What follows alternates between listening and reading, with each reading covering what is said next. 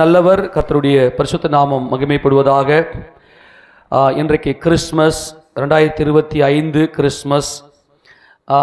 Christmas ஆராதனைக்கு வந்திருக்கிற உங்கள் யாவரையும் பிதா குமாரன் பரிசுத்தாவின் நாமத்தினாலே உங்களை வாழ்த்தி வரவேற்று அவர் நாமத்தை மகிமைப்படுத்தும்படியாக கர்த்தர் உங்களை ஆசீர்வதிப்பாராக. சரி, ஒரு சில விஷயங்களை நம்ம பலமுறை தியானம் செய்திருக்கிறோம். இன்றைக்கி கிறிஸ்மஸ் டிசம்பர் 25. இன்றைக்கி டிசம்பர் 25. டிசம்பர் 25 அன்றைக்கி தான் இயேசு கிறிஸ்து பிறந்தாரா? இப்போ நிறைய பார்த்தீங்கன்னா இப்போ யூடியூப்பில் இப்போ சோசியல் மீடியா வந்ததுனால டிசம்பர் 25 அன்றைக்கி இயேசு கிறிஸ்து பிறந்தாருன்னு பைபிளில் இல்லையே. அப்போ டிசம்பர் 25ஆவது தேதி அன்றைக்கி நம்ம கிறிஸ்மஸ் கொண்டாடலாமா, கிறிஸ்மஸ் கொண்டாடலாமா கொண்டாடக்கூடாதா? அது ஒரு ஒரு ஒரு புறஜாதி ஆராதனை அன்னைக்கு, அது ரோமர்களுடைய அந்த ஜேயஸ் என்கின்ற அந்த தெய்வத்தினுடைய அந்த பண்டிகையை இதை கிறிஸ்தவர்களாக உள்ள கொண்டு வந்துட்டாங்க அப்படின்னு சொல்லி நிறைய பேர் பேசி கொண்டு இருக்கிறாங்க. நாமும் கூட ஒரு சில நாட்களாக கிறிஸ்மஸ் கொண்டாடாமல் இருந்தோம். ஆனால் உள்ளே போயிட்டு ஆராய்ந்து பார்க்கும்போது காரியத்தை மறைப்பது தேவனுக்கு மேன்மை, காரியத்தை ஆராய்வது ராஜாக்களுக்கு மேன்மை. கர்த்தர் எல்லா காரியத்தையும் மறைத்து வைத்திருக்கிறார். அதே சமயம் சரி, கிறிஸ்து டிசம்பர் 25 அன்னைக்கு பிறக்கலை அப்படின்னு சொல்கிறோன்னா கிறிஸ்து என்னைக்கு பிறந்தார்னு சொல்லணும். நாம் என்ன இல்லையா? கிறிஸ்து டிசம்பர் 25 அன்னைக்கு பிறக்கலை அப்படின்னு சொல்லும்போது எனக்குள்ளே ஏற்பட்ட கேள்வி அதுதான். நானும் ஒரு சில நாட்களாக ஒரு சில ஆண்டுகளாக நான் கிறிஸ்மஸ் கொண்டாடாமல் இருந்தேன். அதுக்கு என்ன காரணம்? பைபிள் இல்லையா பாடி சொல்லி. ஆனால் வேதம் குறைவற்றது. கரங்கத்துடன் சொல்லாமா? கர்த்தருடைய வேதம் குறைவற்றது, அதில் எல்லாமே அடங்கி இருக்கிறது. அப்ப கிறிஸ்து பிறந்த தேதியும் டேட் பைபிள்ல இருக்கு. முதல்ல ஒரு வசனத்தை வாசிங்க. சங்கீதம் 19 கர்த்தருடைய வேதம் குறைவற்றது, அதில் ஒரு குறைவும் இல்லை என்பதை நாம் புரிந்து கொள்ள வேண்டும். 7ஆம் வசனத்தை வாசிக்கலாம். சங்கீதம் 19:7 வாசிக்கலாம். கர்த்தருடைய வேதம் குறைவற்றதும் ஆத்துமாவை உயிர்ப்பிக்கிறதுமாய் இருக்கிறது. ஆமென் சொல்லாமா? கர்த்தருடைய வேதம் எப்படிப்பட்டதுங்க? அது குறைவில்லாதது. அப்ப இயேசு கிறிஸ்து பிறந்த தேதி, இயேசு கிறிஸ்து பிறந்தார். ஆமெனா? எத்தனை பேர் ஆமென் சொல்ல முடியும்? சத்தியம். இயேசு ராஜா பிறந்தது சத்தியம். அப்படியானால் அவர் பிறந்த தேதி இருக்கணுமே, அவர் பிறந்த தேதி இருக்க வேண்டுமே, அவர் என்றைக்கு பிறந்தார் என்கின்ற அந்த தேதி இருக்க வேண்டுமே. எத்தனை பேர் சந்தோஷமா இருக்குது? ஆமெனா? நம்ம பார்க்க போறோம். கர்த்தருடைய பரிசுத்த நாமம் மகிமைப்படுவதாக. இன்னொரு விஷயத்தை நான் சொல்லுகிறேன். அரசாங்கமே நல்லா கவனிங்க. இந்த கிறிஸ்து பிறந்தார் என்பது மரித்தோரிலிருந்து முதற் பிறந்த இயேசு கிறிஸ்துவை நாம் இரட்சகராக ஏற்றுக்கொண்டிருக்கிறோம். அவர் என் இரட்சகர் என்பது அவர் மரித்தோரிலிருந்து முதற் பிறந்தவர். ஆமெனா? அவர் மரித்தோரிலிருந்து முதற் பிறந்த கர்த்தர். அவர் இரட்சகர். அவர் நம்முடைய அருணோதயம், அவருடைய ரட்சிப்பின், அவர் இரட்சணிய கொம்பாக அவர் இருக்கிறார். அவர் இரட்சகராக இருக்கிறார். ஆனால் மாம்சத்தின்படியே அவர் பிறந்தார் என்கின்ற இந்த நற்செய்தி வெளியே இருக்கிற ஜனங்களுக்கு, இயேசு ராஜாவை இரட்சகராக ஏற்றுக்கொள்ளாதிருக்கிற ஜனங்களுக்கு, நாம் இயேசு கிறிஸ்து பிறந்தார், இரட்சகர் பிறந்தார், தெய்வம் மாம்சத்திலே வெளிப்பட்டார், தேவன் மாம்சத்திலே வெளிப்பட்டார் என்கின்ற செய்தியை உலகத்தில் இருக்கிற ஜனங்களுக்கு பிரசங்கிக்க வேண்டியது நம்முடைய கடமையாக இருக்கிறது. ஆமென் சொல்லாமா?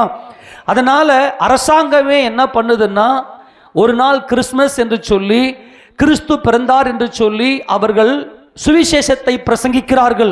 ஆமெனா? கிறிஸ்து பிறந்தார் அப்படின்னு சொல்லி. கிறிஸ்து யாரு? அவர் தேவகுமாரன், கர்த்தராகிய கிறிஸ்து என்னும் இரட்சகர். இன்றைக்கு உங்களுக்கு தாவீதின் ஊரிலே பிறந்திருக்கிறார் என்கின்ற அந்த செய்தியை அரசாங்கமே கொடுக்கும்போது நாமும் கூட சேர்ந்து இந்த நற்செய்தியை உலகத்துக்கு பிரசங்கிக்க வேண்டிய கடமையாக இருக்கிறது. சத்தியத்தின்படி நாம் சத்தியத்தை அறிந்து அந்த சத்தியத்தை நாம் உணர்ந்து கொள்வது அது நமக்கு தேவன் பாராட்டின கிருபை. அதே சமயம் கிறிஸ்துவை அறியாதிருக்கிற ஜனங்களுக்கு அவர் பிறந்தார், நம்மை மீட்கிறதுக்காக பிறந்தார் என்கின்ற அந்த நற்செய்தியை சொல்ல வேண்டிய நம்முடைய பொறுப்பும் நம்முடைய கடமையுமாக இருக்கிறது. அதனால இந்த சத்தியத்தை கொஞ்சம் கூர்ந்து கவனிக்கும்படி உங்கள் அன்பாய் கேட்டுக்கொள்கிறேன். முதலாவது வருஷத்தை வாசிக்கலாம். வழக்கம் போல லூக்கா சுவிசேஷத்தின் புத்தகத்தில் எல்லாம் திருப்பிக் கொள்ளுங்க. லூக்கா சுவிசேஷத்தின் புத்தகம் 2ஆவது அதிகாரம் 10, 11, 12 வாசிக்கலாம். லூக்கா சுவிசேஷம் 2:10-11-12. தேவதூதன் அவர்களை நோக்கி, பயப்படாதிருங்கள், இதோ எல்லா ஜனத்துக்கும் மிகுந்த சந்தோஷத்தை உண்டாக்கும் நற்செய்தியை உங்களுக்கு அறிவிக்கிறேன். இன்று கர்த்தராகிய கிறிஸ்து என்னும் இரட்சகர் உங்களுக்கு தாவீதின் ஊரிலே பிறந்திருக்கிறார். பிள்ளையை துணிகளில் சுற்றி முன்னணியிலே கிடத்திருக்க காண்பீர்கள்.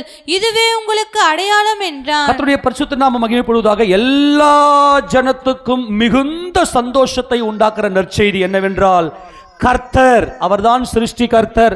தொண்டையை பிடிக்குதா? கொஞ்சம் நல்லா ஷார்ப்பாயிடா. அவர்தான் சிருஷ்டி கர்த்தர். எல்லா ஜனத்துக்கும் மிகுந்த நற்செய்தி, மிகுந்த சந்தோஷம். ஓகே, அப்படியே விட்டு மிகுந்த சந்தோஷத்தை, நல்லா கவனிங்க, மிகுந்த சந்தோஷத்தை உண்டாக்குகிற நற்செய்தியை அறிவிக்கிறார்கள். என்னவென்றால், கர்த்தர் அவர்தான் சிருஷ்டி கர்த்தர். உண்டானது ஒன்றும் அவராலே அல்லாமல் உண்டாகவில்லை. அவர் சகலத்தையும் உண்டாக்கின சர்வ வல்லமையுள்ள தேவன். இன்று கிறிஸ்து, கர்த்தராகிய கிறிஸ்துவின் இரட்சகர் உங்களுக்கு தாவீதின் ஊரிலே பிறந்திருக்கிறார். இந்த தாவீதின் ஊரிலே பிறந்திருக்கிற இந்த இரட்சகர் யார் என்று சொன்னால், அங்கே வசனம் வாசிக்கிறோம். மத்தேயு சுவிசேஷ புத்தகத்தில் முதலாவது அதிகாரத்தில் மத்தேயு சுவிசேஷ புத்தகம் 1ஆம் அதிகாரத்தில் 21 தொடர்ந்து வாசிக்கலாம். அவள் ஒரு குமாரனை பெறுவாள். அவருக்கு இயேசு என்று பெயரிடுவீர்களாக. ஏனெனில் அவர் தமது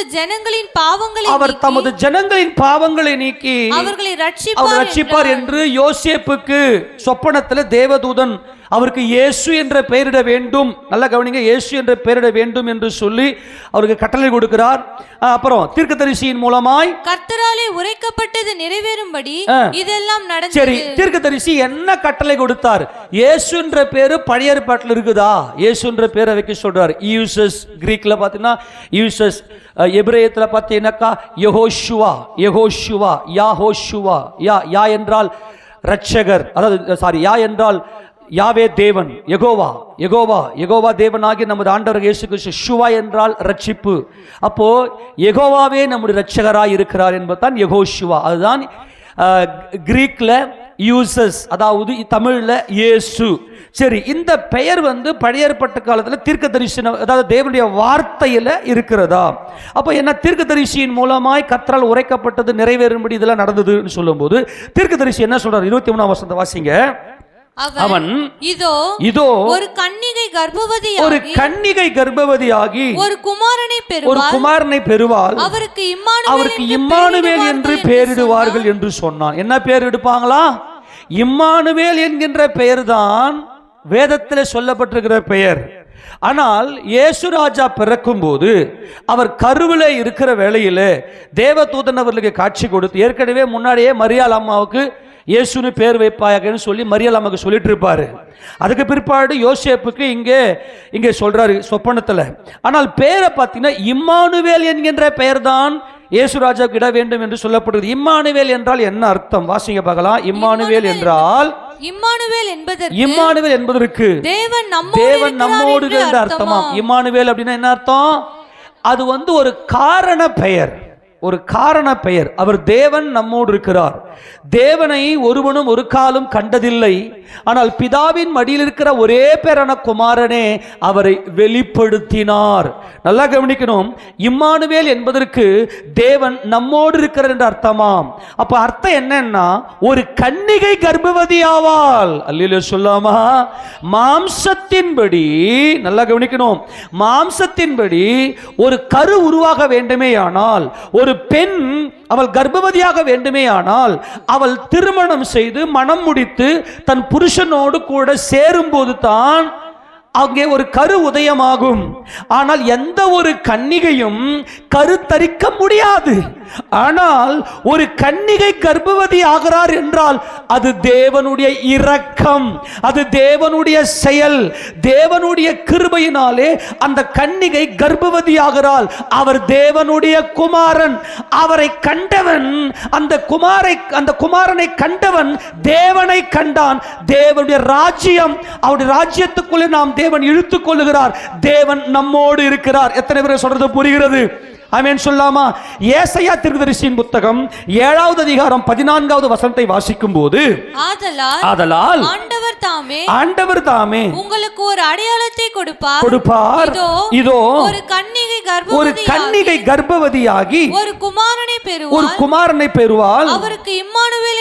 அவருக்கு இம்மானுவேல் என்று பெயரிடுவார். இம்மானுவேல் என்றால் என்ன அர்த்தம்? தேவன் நம்மோடு இருக்கிறார். ஓகே, இது காரண பெயர். அவர் இம்மானுவேலர் அப்படின்னா நித்திய காலமாக நான் தேவனுடைய ராஜ்யத்தில் கொண்டு போய் என்னை சேர்க்கும்படியாக இந்த இம்மானுவேலர் வெளிப்பட்டார். இந்த இம்மானுவேலர் வெளிப்பட வேண்டுமேயானால் அவர் என் இரட்சகராய், அவர் எனக்குள்ளே அருணோதயமாய், அவர் இரட்சண்ய கொம்பாய். அல்லேலூயா. இயேசு என்றால் என் இரட்சகர், இயேசு என்றால் என் அருணோதயம், இயேசு என்றால் என் இரட்சண்ய கொம்பு, இயேசு என்றால் அவர் இம்மானுவேலர். அவர் தேவனுடைய ராஜ்யத்தில் என்னை கொண்டு போய் சேர்த்த என் இரட்சகர். அவர் கன்னியின் வயிற்றிலே உருவான என் கர்த்தர். கரங்களை தட்டி அவருக்கு மகிமை செலுத்துவோமா? அவர் ராஜாதி ராஜா. இந்த ராஜாதி ராஜா தான் இம்மானுவேலர். ஆமென் சொல்லுங்க பார்க்கலாம். இம்மானுவேலர். தேவன் தம்முடைய குமாரனுக்கு சகலத்தையும் ஒப்பு கொடுத்து அவரை ராஜாதி ராஜாவாக உயர்த்தி வைத்திருக்கிறார். நம்மை கர்த்தராகிய இயேசு கிறிஸ்துவின் நாமத்தில் நம்ம ரட்சித்தார். பிள்ளைகள் மாம்சத்தையும் இரத்தத்தையும் உடையவராக இருக்க அவரும் மாம்சத்தையும் இரத்தத்தையும் உடையவராகி நம்ம ரட்சித்தார். அருணோதயமாய் தேவனுடைய வார்த்தையின் வல்லமையாய் நம்முடைய இருதயத்திலே உதித்தார்.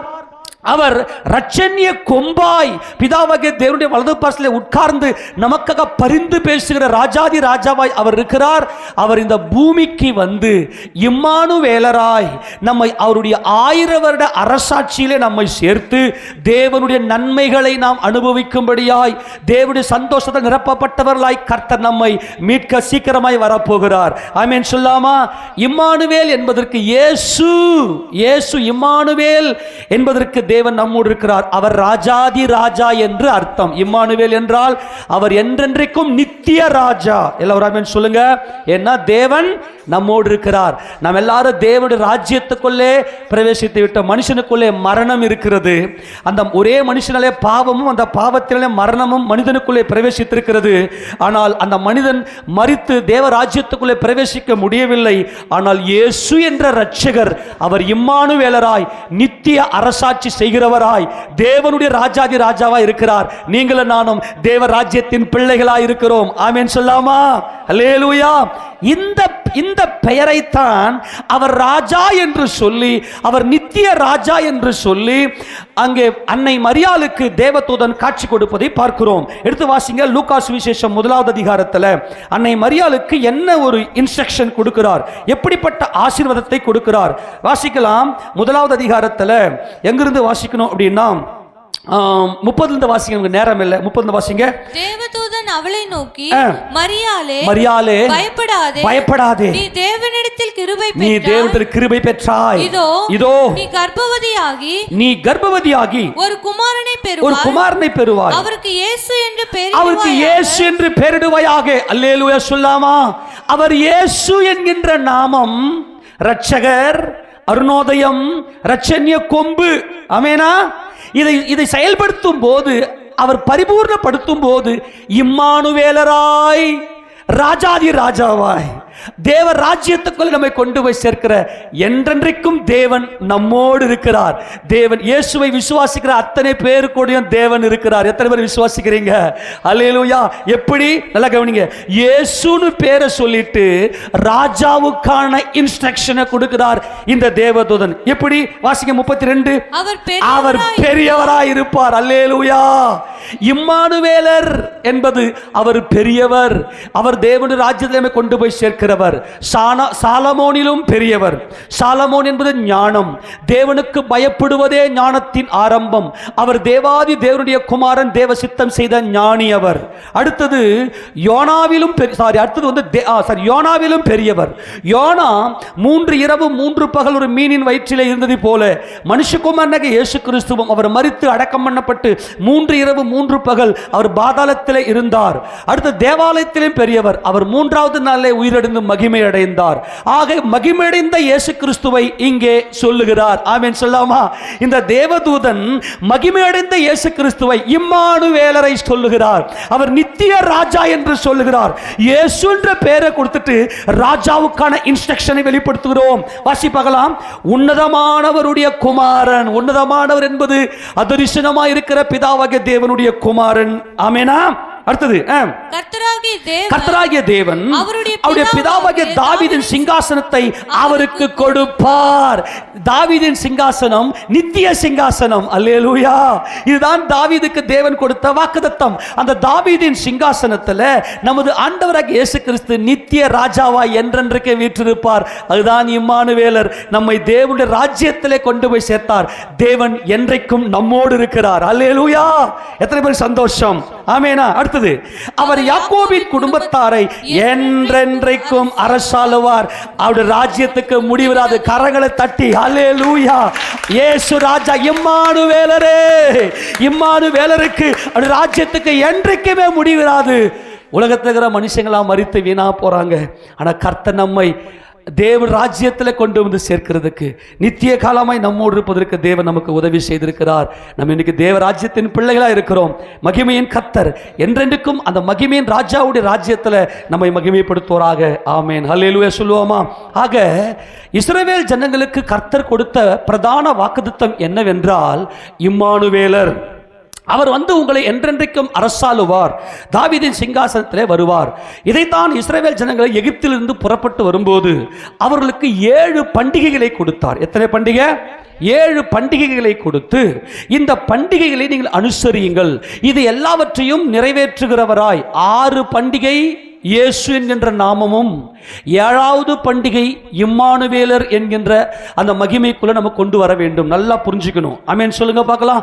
7 பண்டிகை வருஷத்துல 3 பண்டிகையில 3 தரம் உன்னுடைய ஆண் மக்கள் எல்லாரும் நீங்கள் வந்து தேவனுடைய சமூகத்தில் வந்து எருசலேமுக்கு நீங்கள் வர வேண்டும் என்பது யூதர்களுக்கு தேவன் கொடுத்த பிரதான கட்டளை. ஒரு சில வசனம் சொல்லும்போது கொஞ்சம் வேகமாக வாசிக்க பார்க்கலாம். உபாகமத்தின் புத்தகம் 16வது அதிகாரத்தில் இந்த வசனத்தெல்லாம் நம்ம பல முறை பார்த்துருக்கிறோம். வாசிக்க பார்க்கலாம். 16வது வசனம் 16 வருஷத்தில் 3 தரம் புளிப்பில்லாத அப்ப பண்டிகையிலும் வாரங்களின் பண்டிகையிலும் கூடார பண்டிகையிலும் உன் ஆண்மக்கள் எல்லாரும் உன் தேவனாகிய கர்த்தர் தெரிந்து கொள்ளும் ஸ்தானத்திலே அவர் சந்நிதிக்கு முன்பாக வந்து காணப்பட கடவர்கள். 3 முறை எருசலேமுக்கு வரணும். அவங்க வந்து காணப்படணும். எதில் அப்படின்னா, புளிப்பில்லாத அப்ப பண்டிகை, அப்புறம் வாரங்களின் பண்டிகை, அடுத்தது கூடார பண்டிகை. இந்த 3 பண்டிகையை பார்த்தா 2ஆ பிரிப்பு. ஏற்கனவே பார்த்துட்டு நம்ம அறுப்பு கால பண்டிகை, சேர்ப்பு கால பண்டிகை. அதில் வந்து முதல் 4 பண்டிகை அறுப்பு கால பண்டிகை, அதுக்கப்புறம் 3 பண்டிகை சேர்ப்பு கால பண்டிகை. எல்லாம் என்ன பாருங்க பார்க்கலாம். முதல் 4 பண்டிகை என்னென்ன பண்டிகை? பஸ்கா பண்டிகை, புளிப்பில்லாத அப்ப பண்டிகை, முதற்பலன் பண்டிகை, அப்புறம் வாரங்களின் பண்டிகை அல்லது என்னது பெந்தகோஸ்தே பண்டிகை. இந்த 4 பண்டிகை வந்து அறுப்பு கால பண்டிகை. சேர்ப்பு கால பண்டிகை என்பது என்னது? எக்கால பண்டிகை, பாவ நிவாரண பண்டிகை, கூடார பண்டிகை. இந்த கூடார பண்டிகை தான் இஸ்ரவேல் ஜனங்களுக்கு மிக பெரிய மனமகிழ்ச்சியை கொடுக்கக்கூடிய, பயங்கர சந்தோஷத்தை கொண்டாடக்கூடிய பண்டிகை. இந்த கூடார பண்டிகை அன்னைக்கு தான் நல்லா கவனிங்க. வாசிக்க பார்க்கலாம். இதே 16ஆம் அதிகாரத்தில் 13ஆம் வசனம் வாசி பார்க்கலாம். நீ உன் களத்தின் பலனையும் உன் ஆலையின் பலனையும் சேர்த்த பின்பு கூடார பண்டிகையை 7 நாள் ஆசரித்து. எத்தனை நாள் ஆசரிக்கணும் கூடார பண்டிகையா? இந்த 7 நாள் ஆசரிக்கிற இந்த கூடார பண்டிகை என்பதுதான் இம்மானுவேலர்.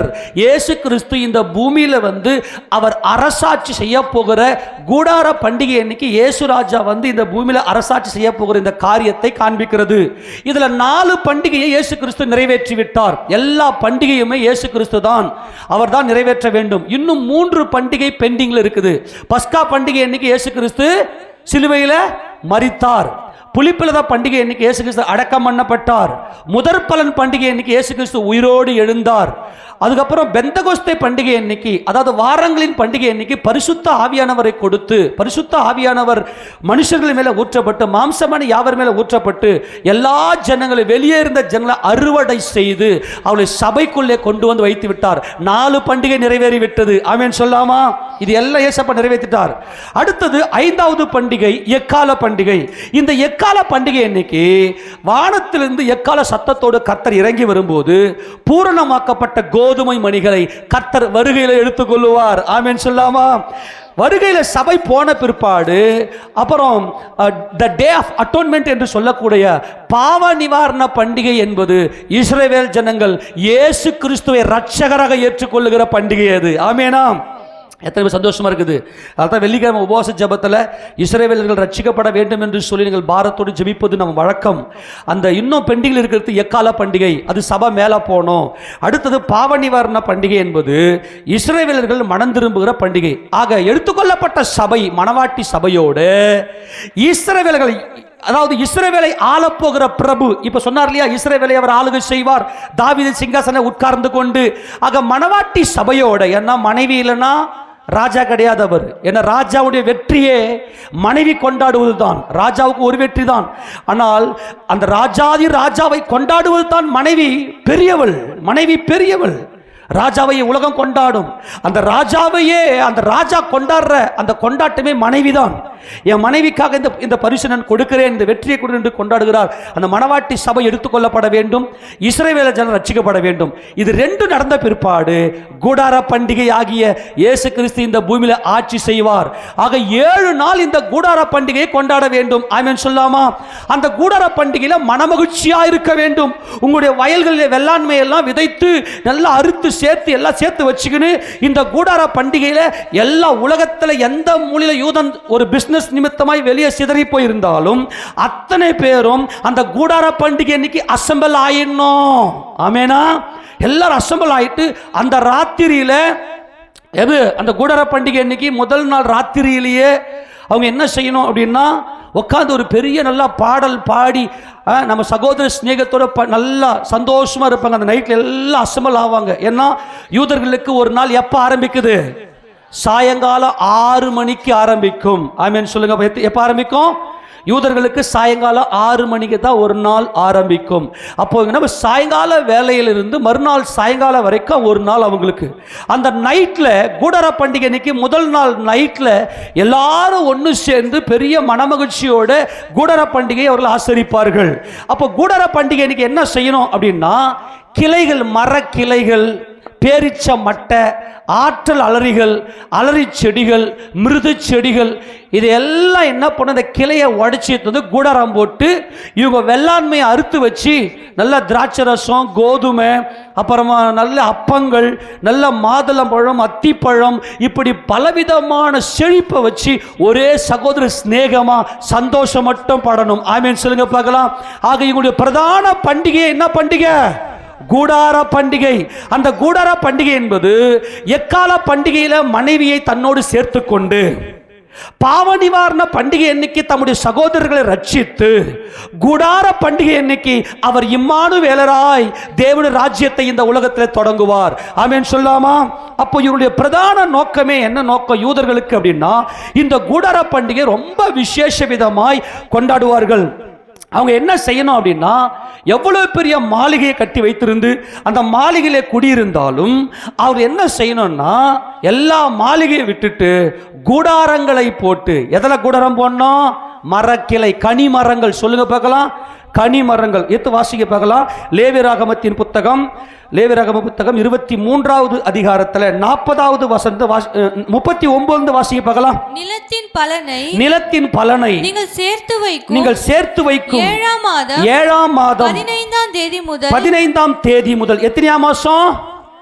7ஆம் மாசம் 15ஆம் தேதி முதல். எல்லாம் என்ன பாருங்க பார்க்கலாம். 7ஆம் மாசம் 15ஆம் தேதி முதல் கர்த்தருக்கு பண்டிகையை, கர்த்தருக்கு பண்டிகையை 7 நாள் ஆசரிக்க கடவீர்கள். 7 நாள் ஆசரிக்க கடவீர்கள். முதலாம் நாளிலும் ஓய்வு, முதலாம் நாளும் ஓய்வு, 8ஆம் நாளிலும் ஓய்வு, 8ஆம் நாளும் ஓய்வு. இந்த 7 நாள் பண்டிகை பயங்கர பிரதான பண்டிகை. புரிஞ்சு போச்சா? அதுதான் வரப்போகிற மேசியாவின் அரசாட்சி. அது தேவ ராஜ்யத்தின் அரசாட்சி. இஸ்ரவேல் ஜனங்களுக்கு தேவன் இதைத்தான் ஒரு மகிமையான பண்டிகையை கொடுத்தார். என்ன செய்யணும் இந்த கூடார பண்டிகை? இன்னைக்கு வாசிக்க பார்க்கலாம். முதல் நாளிலே அலங்காரமான விருட்சங்களின் கனிகளையும் பேரீச்சின் ஓலைகளையும் தழைத்திருக்கிற விருட்சங்களின் கிளைகளையும் ஆற்றல் அரிகளையும் கொண்டு வந்து உங்கள் தேவனாகிய கர்த்தருடைய சந்நிதியில் 7 நாள் மகிழ்ச்சியா இருங்கள். வருஷந்தோறும் 7 நாள் கர்த்தருக்கு இந்த பண்டிகையை ஆசரிக்க கடவீர்கள். இது உங்கள் தலைமுறை தோறும் சொல்ல வேண்டிய நித்திய கட்டளை. 7ஆம் மாதத்தில் அதை ஆசரிக்க வேண்டும். நான் இஸ்ரவேல் புத்திரரை எகிப்து தேசத்திலிருந்து புறப்பட பண்ணின போது முதல் நாள்ல அலங்காரமான விருட்சங்களின் கனி. கனி இருக்கிற மரத்தை, அந்த கிளைய உடைக்கணும். கனி இருக்கிற மரத்துடைய கிளைய உடைக்கணும். அந்த கனி மரத்தோடு கூடாரம் போடணும். அப்புறம் பேரிச்ச மரம், பேரிச்ச ஓலை, அப்புறம் தழைத்திருக்கிற கிளைகள், ஆற்றல் அலறிகள், இதெல்லாம் கொண்டு வந்து நீ சந்தோஷமா இருக்கணும். அதே சமயம் கர்த்தருக்கு பலி செலுத்தணும். எப்படிப்பட்ட பலி? 38 வாசிங்க பார்க்கலாம். நீங்கள் அந்தந்த நாளுக்கு தக்கதாய் கர்த்தருக்கு சர்வாங்க தகன பலி, போஜன பலி, இரத்த பலி, பானபலி முதலானவைகளை செலுத்தும்படி சபை கூடி வந்து பரிசுத்தமாய் ஆசரிப்பதற்காக நீங்கள் கூற வேண்டிய கர்த்தருடைய. நல்லா கவனிங்க. இந்த 7 நாள் பண்டிகையில ஒவ்வொரு நாளும் எப்படிப்பட்ட பண்டிகை? முதல் நாள்ல 14 பலிகள், 2ஆவது நாள்ல 13 பலிகள், 3ஆவது நாள்ல 12 பலிகள், 4ஆவது நாள்ல 11 பலிகள், அப்படியே கம்மியா குறைஞ்சு வந்து 7ஆவது நாள்ல 7 பலி அப்படின்னு வரும். அதை பார்த்தீங்கன்னா கூடார பண்டிகை இன்னைக்கு ஒவ்வொரு நாளும் நிறைய சமாதான பலிகளும் சர்வாங்க தகன பலிகளும் பாவ நிவாரண பலிகளும் கர்த்தருக்கு செலுத்தி அந்த பண்டிகையை அனுசரிக்க வேண்டும். ஆமெனா? கர்த்தருக்கு பலி செலுத்தி பண்டிகை அனுசரிக்க வேண்டும். கர்த்தர் கொடுத்த ஆசீர்வாதத்தை அனுபவித்து சந்தோஷமா இருந்து பண்டிகையை அனுசரிக்க வேண்டும். ஆக 2 முக்கியமான ஒன்று என்னன்னா, நிறைய பலி செலுத்தணும். அப்ப என்ன பண்ணுவாங்கன்னா, கூடார பண்டிகை அன்னைக்கு நிறைய ஆடுகள் தேவைப்படும். புரிஞ்சு போச்சா இல்லையா? என்ன இந்த கூடார பண்டிகை இன்னைக்கு முதல் நாளில் எத்தனை ஆடு செலுத்தணும், 2ஆவது நாளில் எத்தனை ஆடு செலுத்தணும், இப்படி வந்து நீங்கள் வேதத்தில் இங்கே பார்த்தீங்கன்னா இந்த காரியத்தை குறித்து கர்த்தர் நிறைய சொல்லியிருப்பார். அப்போ என்ன தேவைப்படும்னா, நிறைய ஆடுகள் அந்த நாளிலே தேவைப்படும். என்னென்றால் ஒரு வருஷத்தை வாசிக்க பார்க்கலாம். கூடார பண்டிகை இன்னைக்கு எப்படிப்பட்ட பலிகளை செலுத்த வேண்டும் என்று சொல்லி கர்த்தர் சொல்லியிருக்கிற அந்த நாள். ஒரே ஒரு நிமிஷம்.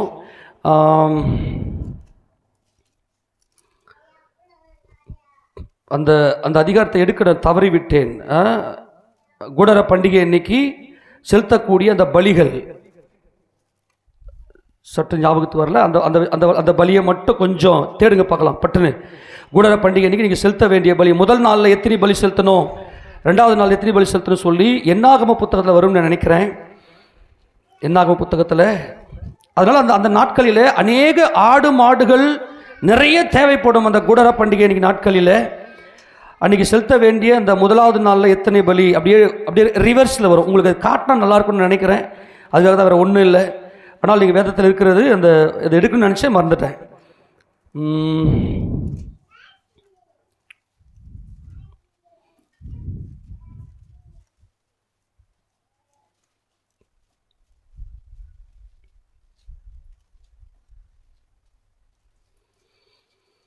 சரி, ஓகே. நீங்கள் அதை வீட்டில் போய் நம்ம கர்த்தர் சித்தம் நாள் பார்க்கலாம். ஆனால் அது ரொம்ப முக்கியமானது. கூடார பண்டிகை இன்னைக்கு அப்படியே ரிவர்ஸில் அந்த பலிகளை அப்படியே செலுத்தி கொண்டே வரணும்.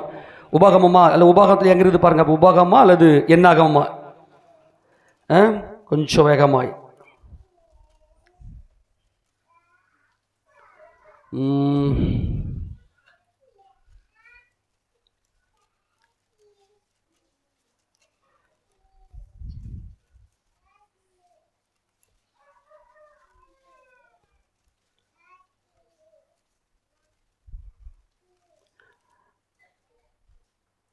Very good. 29 என்னாகமம் 29. என்னாகமம் 29ல் அங்கே 7ஆம் மாதம் 15ஆம் தேதி இல்லை, 7ஆம் மாதம் 15ஆம் தேதியிலே உங்களுக்கு பரிசுத்த சபை கூடும் நாளாக இருக்க கடவுது. அதில் சாதாரணமான யாதொரு வேலையும் செயலாகாது. 7 நாள் என்னாகமம் 29 எடுத்துட்டீங்களா? 7 நாள் கர்த்தருக்கு பண்டிகையை ஆசிரியர் கடவர்கள், நீங்கள் கர்த்தருக்கு சுகந்த வாசனைகளை சர்வாங்க தகன பலியாக 13 காலை, நல்லா கவனிங்க, 13 காளைகள், 2 ஆட்டுக்கடா, ஒரு வயதான பழுதற்ற 14 ஆட்டுக்குட்டி அவைகளின் போஜன பலியை செலுத்தணும். அதே மாதிரி 2ஆம் நாள்ல 17ஆம் வசனம், 12 காலை, 2 ஆட்டுக்கடா, ஒரு வயதான பழுதற்ற 14 ஆட்டுக்குட்டி. அப்படியே பார்த்தீங்கன்னா 20ஆம் வசனம், 3ஆம் நாள்ல 11 காலை. அப்படியே பார்த்தீங்கன்னா ஆடு மாடு எல்லாம் குறைஞ்சினே வருது. அப்போ கூடார பண்டிகை அன்னைக்கு ஏகப்பட்ட ஆடு மாடுகள் எருசலேமில் வந்து என்ன பண்ணும், கூடி இருக்கும். ஏன்னா அவ்வளவு பலிகள் தேவைப்படுகிறது. எல்லாம் கவனிங்க பார்க்கலாம். இப்போ நம்முடைய மாதத்தை கொஞ்சம் காட்டுற கவனிங்க. இவங்க பலி செலுத்தணும், அதுக்கப்புறம் சந்தோஷமா கூடார பண்டிகை நிற்கணும். ஆபிப் மாதம் தான் முதல் 3 பண்டிகை வரும். என்னென்ன பண்டிகை? பஸ்கா பண்டிகை, அப்புறம் 2வது புளிப்பில்லா அப்ப பண்டிகை, அப்புறம் 3வது முதற்பலன் பண்டிகை. இது எப்போ வரும்? ஆபிப் மாதத்துல வரும், இந்த 7 பண்டிகையில. ஆமேனா? அடுத்து பெந்தகோஸ்தே பண்டிகை சீவான் மாதம் வரும். 4வது பெந்தகோஸ்தே சீவான் மாதம். அது பார்த்து ஆபிப் மாதம் என்பது நம்ம மாசத்துக்கு மார்ச் ஏப்ரல். ஓகேவா? மார்ச் ஏப்ரல் தான் இஸ்ரேலுக்கு ஆபிப் மாதம். ஓகேவா? அடுத்தது ஐயார் மாதம். ஐயார் என்பது ஏப்ரல் மே. சீவான் மாதம் மே ஜூன். தம்மூஸ் மாதம் ஜூன் ஜூலை. ஆவ் மாதம் ஜூலை ஆகஸ்ட். எலுல் மாதம் ஆகஸ்ட் செப்டம்பர். திஸ்ரீ மாதம் செப்டம்பர் அக்டோபர். அப்புறம் செஷ்வான் மாதம் அக்டோபர் நவம்பர். கிஸ்லேவ் மாதம் நவம்பர் டிசம்பர். தேவத் மாதம் டிசம்பர் ஜனவரி. ஷேவத் மாதம் ஜனவரி பிப்ரவரி. அடுத்து ஆதார் மாதம் பிப்ரவரி மார்ச். இது வந்து பார்த்தீங்கன்னா நம்முடைய மாதத்துக்கு 2 மாதத்துக்கு 1 மாதம் அவங்களுக்கு கணக்காக வரும். ஏன்னா அதை பாதி வரும், இதில் பாதி அதில் பாதி வரும். அப்போது முதல் 4 பண்டிகை வந்து இதில் முடிஞ்சுது. இந்த 7ஆம் மாத பண்டிகை இஸ்ரவேல் ஜனங்களுக்கு 7ஆம் திஸ்ரீ மாதம். இந்த திஸ்ரீ மாதத்தில் முதல் 1ஆம் தேதி என்ன பண்டிகை? 1ஆம் தேதி என்ன பண்டிகை? எக்கால பண்டிகை. என்ன பண்டிகை? எக்கால பண்டிகை. 10ஆம் தேதி பாவ நிவாரண பண்டிகை. அப்புறம் 15ஆம் தேதி கூடார பண்டிகை. எத்தனாம் தேதி கூடார பண்டிகை? 15ஆம் தேதி கூடார பண்டிகை. சொல்லுங்க போல, எத்தனாம் தேதி கூடார பண்டிகை? எல்லாம் வாசிப்பெல்லாம் மறுபடியும் லேவியராகமம் 23 திருப்பி கொள்ளுங்க, கொஞ்சம் வேகமாக வாங்க.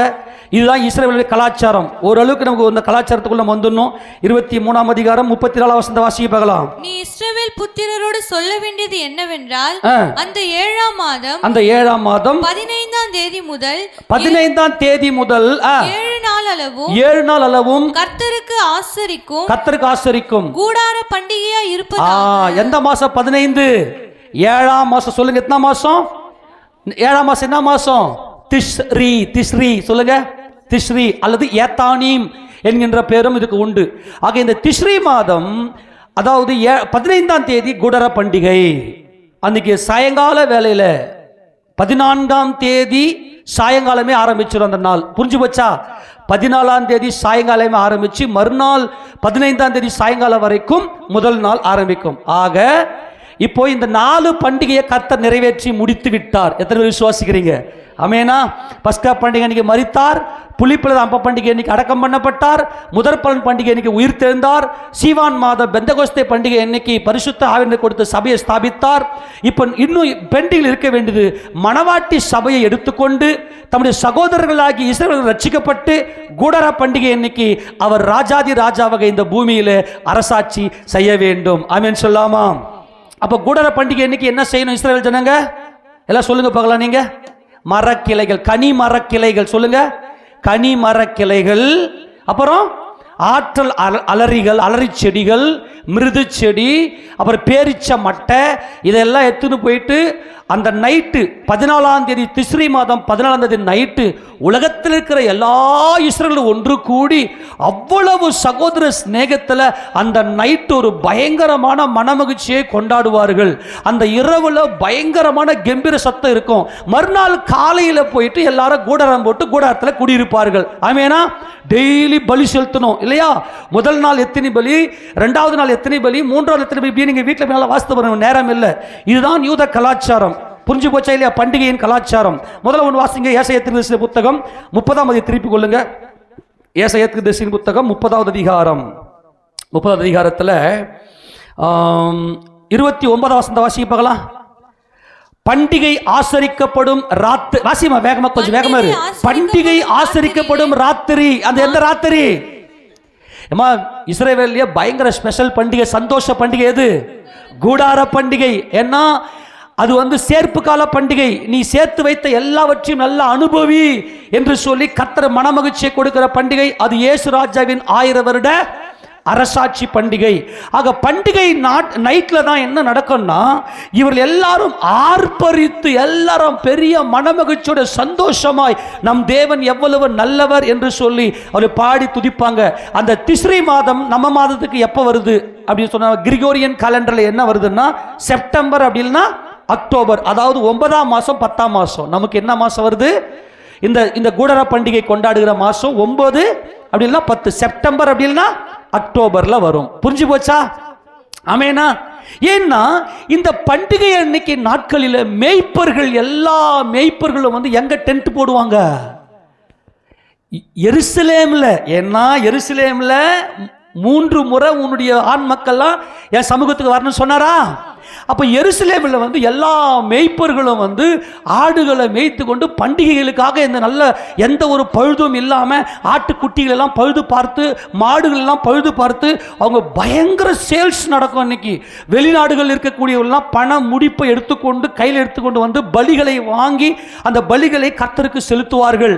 அப்போ எசேக்கியேல் 36வது அதிகாரத்தில் பண்டிகை நாளில் என்ன நடக்கும் அப்படின்னா, பண்டிகை நாள் என்ன நடக்கும்னா, இந்த ஆடுகள் மாடுகள் எல்லாம் மந்தைகள் எல்லாம் பரிசுத்தம் பண்ணப்பட்டு மகிமையாய் வெளியே வரும். வாசிங்க பார்க்கலாம்.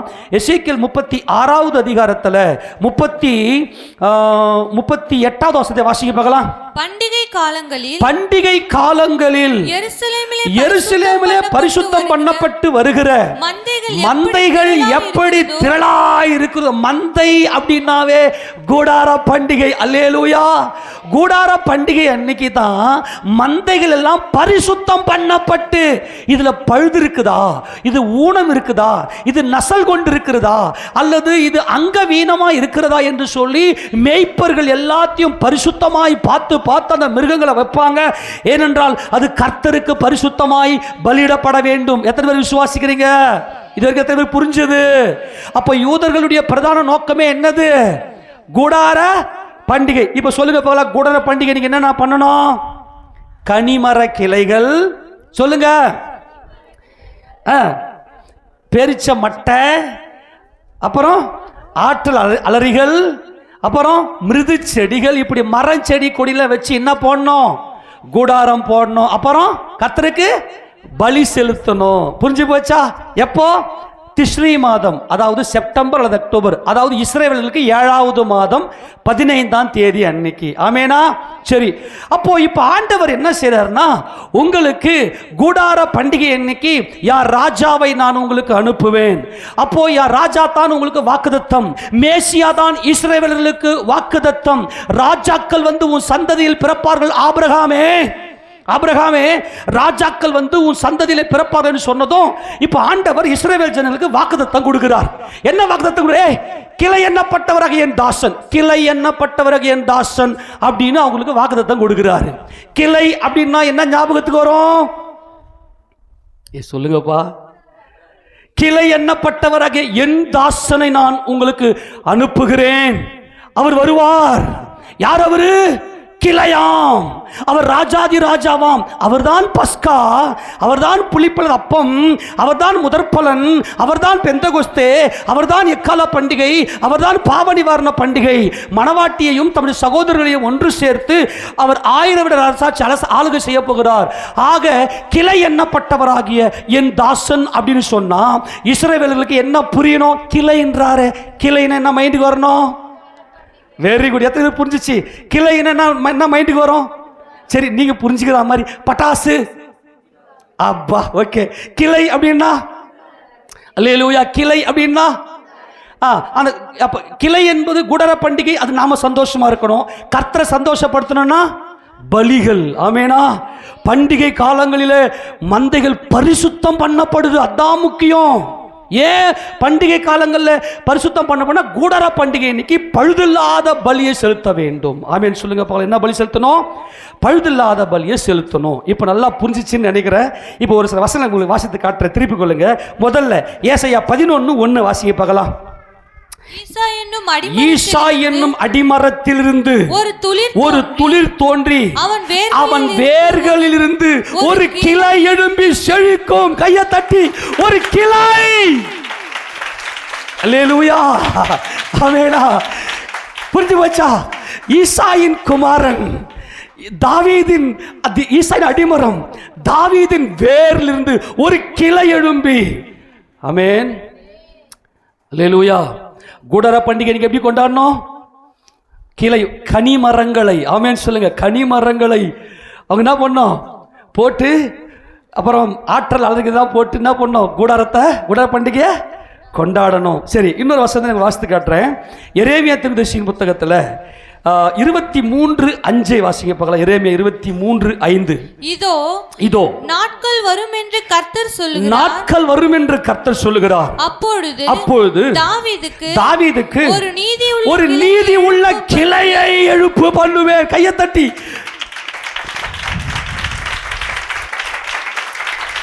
தாவீதுக்கு தேவன் கொடுத்த வாக்குத்தத்தத்தை நிறைவேற்றும்படியாய் தாவீதின் வம்சத்தில் கிளை வருவார்.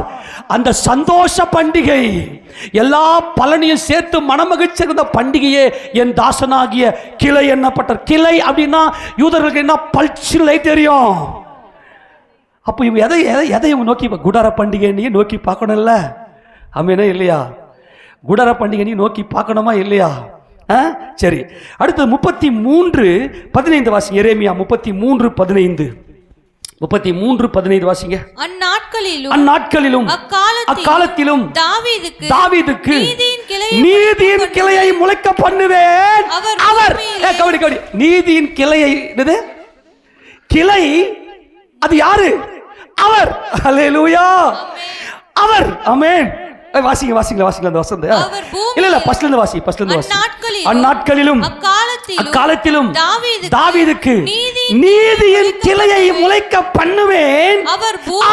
அவர் பூமியிலே, கையை தட்டி, அவர் பூமியிலே நியாயத்தையும் நீதியையும் நடப்பிப்பார். ஆக கூடார பண்டிகை என்கின்ற அந்த மனமகிழ்ச்சி பண்டிகை, தேவனுக்கு பிரியமாய் தம்முடைய சகோதரர்களை சந்தோஷப்படுத்துகிற அந்த பண்டிகை கூடார பண்டிகை. அந்த பண்டிகையில் தான் கிளை. அப்ப கிளைன்னு சொன்னதுமே மைண்டுக்கு வருது அந்த கூடார பண்டிகை. மகாராஜா வரப்போறாரு. சகரியா தீர்க்கதரிசியின் புத்தகத்தில் சகரியா 3வது அதிகாரத்தில் அங்கே எப்படிப்பட்ட வாக்குத்தத்தத்தை 8ஆம் வசனத்தை வாசிங்க பார்க்கலாம். இப்போதும் பிரதான ஆசாரியனாகிய யோசுவாவே நீ கேள், உனக்கு முன்பாக உட்கார்ந்திருக்கிற உன் தோழரும் கேட்க கடவர்கள். இவர்கள் அடையாளமாய் இருக்கிற புருஷர் இதோ கிளை எண்ணப்பட்டவராகிய என் தாசனை வர பண்ணுவேன். கரங்களை தட்டுங்களே. கிளை எண்ணப்பட்டவராக பிரான்ச். இதனுடைய ஆவிக்குரிய அர்த்தம் பயங்கரம். கிளை, அவர் தேவனுடைய குமாரன். கிளை குத்து விளக்குக்கு இந்த பக்கம் வலது பக்கம் 3 கிளையும் இடது பக்கம் 3 கிளையுமாக 6 கிளை. 6 என்கின்ற மனுஷன், இடையில் இருப்பது தெய்வீகம். 7 என்கின்ற தேவகுமாரன், அவர் மனுஷகுமாரனை அவதரித்தார். கிளை எண்ணப்பட்டவர்கள் என் தாசனை நான் என் தாசன் அவரை நான் வர பண்ணுவேன் அப்படின்னு சொன்னா இஸ்ரவேலர்களுக்கு கூடார பண்டிகை, யார் ராஜா வரப்போறார் என்ற நம்பிக்கை அவர்களுக்குள்ள செழித்தோங்கி இருந்தது. அல்ட்ரா ஆர்த்தோடாக்ஸ் ஜூவிஷ் என்று சொல்லக்கூடிய அதி தீவிரமான யூதர்களுக்கு எல்லாருமே கூடார பண்டிகை இன்னைக்கு எங்கள் மேசியா வருவார் என்கின்ற வெளிச்சம் அவர்களுக்குள்ளே இருந்தது. பிரியமானவர்களே, அடுத்தது 6ஆம் அதிகாரம் சகரியாவின் தீர்க்கதரிசன புத்தகம் 6வது அதிகாரத்தில் 12-13 வசனத்தை வாசிக்கலாம். அவனோடு சொல்ல வேண்டியது சேனைகளின் கர்த்தர் உரைக்கிறது என்னவென்றால், இதோ ஒரு புருஷன், அவருடைய பேரே கிளை. கையை தட்டுவாமா. அவருடைய நாமம் கிளை. அவர் ராஜாதி ராஜாவாகிய எங்கள் இயேசு ராஜன். ஹல்லேலூயா. அவருடைய பேரே கிளை என்னப்படும். அவர் தம்முடைய ஸ்தானத்திலிருந்து முளைத்தெழும்பி கர்த்தருடைய ஆலயமாகி இந்த சரீரத்தை அவர் கட்டுவார். 3 நாள்ல அந்த ஆலயத்தை இடித்து போட்டு 3வது நாள் 3 நாளைக்குள்ளே அந்த ஆலயத்தை மறுபடியும் மகிமை அடைய செய்து அவர் அந்த ஆலயத்தை கட்டுவார். இந்த தேவாலயம் தேவன் தங்குகிற ஆலயமாகிய இந்த சரீரத்தை கட்டுவார். அவர்தான் கிளை. அதுதான் கூடார பண்டிகை. அந்த கூடார பண்டிகையில மகிமை விளங்கும். 13ஆம் வசனத்தை வாசிக்க பார்க்கலாம். அவரே கர்த்தருடைய ஆலயத்தை கட்டுவார். அவர் மகிமை அவர் மகிமை பொருந்தினவராய் தம்முடைய சிங்காசனத்தின் மேல் வீற்றிருந்து ஆளுகை செய்வார். இவர்தான் ராஜாதி ராஜா. குடர பண்டிகையில அவர் இயேசு ராஜா 1000 வருஷ அரசாட்சி இந்த பூமியில செய்ய போகிறார். அந்த குடர பண்டிகைக்கு அடையாளம் தான், 1000 வருஷ அரசாட்சிக்கு அடையாளமாகத்தான் குடர பண்டிகையை தேவன் கொடுத்தார். நிழலாட்டமாய் அவர்கள் குடர பண்டிகை கொண்டாடினார்கள். அவருடைய ராஜாவின் மனவாட்டியாகிய மனைவியை நம்ம எடுத்துக்கொண்டு அவருடைய சகோதரர்கள் மத்தியிலே அவர் 1000 வருட அரசாட்சி செய்ய போகிறார். அந்த 1000 வருட அரசாட்சி அவர் செய்யும் போது, அந்த சிங்காசனத்தில் அவர் ஆளுகை செய்யும் போது, யார்னா அவரை போயிட்டு கனப்படுத்தி மகிமைப்படுத்தி காணிக்கையை கொண்டு போகலனா அவன் வீட்டில் மழை பெய்யாது, அவன் நாட்டில் மழை பெய்யாது என்று சகரியா தீர்க்கதரிசியின் புத்தகம் 14வது அதிகாரத்தில் 16வது வசனத்தை வாசிக்கலாம். இப்ப தெளிவா தெரியும் பாருங்க, சேனைகளின் கர்த்தராகிய இயேசு ராஜா தான் அந்த குடர பண்டிகையின் ராஜா என்று வாசிங்க. பின்பு எருசலேமுக்கு விரோதமாக வந்திருந்த எல்லா ஜாதிகளிலும் மீதியான யாவரும் சேனைகளின் கர்த்தராகிய ராஜாவை தொழுது கொள்ளும்படிக்கும் கூடார பண்டிகைக்கும் ஆசரிக்கும்படிக்கும் வருஷா வருஷம் வருவார்கள். கரங்களை தட்டி நல்லா உற்சாகப்படுத்துங்க. வருஷா வருஷம் கூடர பண்டிகை இன்னைக்கு இயேசுராஜை ஆசரிக்கும் சகல ஜாதிகளும் வருவார்கள். சகல ஜாதிகளும் வருவார்கள். நல்லா கவனிச்சுக்கணும். யூதர்கள் இஸ்ரவேலர்கள் மாத்திர கூடர பண்டிகை கொண்டாடுறாங்க. ஆனா 1000 வருட அரசாட்சியில சகல ஜாதிகளும் இந்த திஸ்ரீ மாதம் 15ஆம் தேதி அன்னைக்கு இயேசு ராஜாவின் சமூகத்தில் போய் அந்த ராஜாதி ராஜாவுக்கு மகிமையை செலுத்துவார்கள். ஆமென். புரிஞ்சு போச்சா? யாரெல்லாம் ராஜாவை போய் தொழுது கொள்ள போலையோ 17 வசனத்தை வாசிங்க. அப்போது பூமியின் வம்சங்களில் சேனைகளின் கர்த்தராகிய ராஜாவை தொழுது கொள்ள எருசலேமுக்கு வராதவர்கள் எவர்களோ அவர்கள் மேல் மழை வருஷிக்காது. புரிஞ்சு போச்சா? ஆமென் சொல்லாமா? சரி கவனிங்க. இப்ப என்ன நடக்குது அப்படின்னா, இந்த பேக்ரவுண்ட்ல இந்த பின்னணியில இப்ப வேதத்தை வாசித்தீங்கன்னா வேதம் இப்போ நல்லா புரியும்.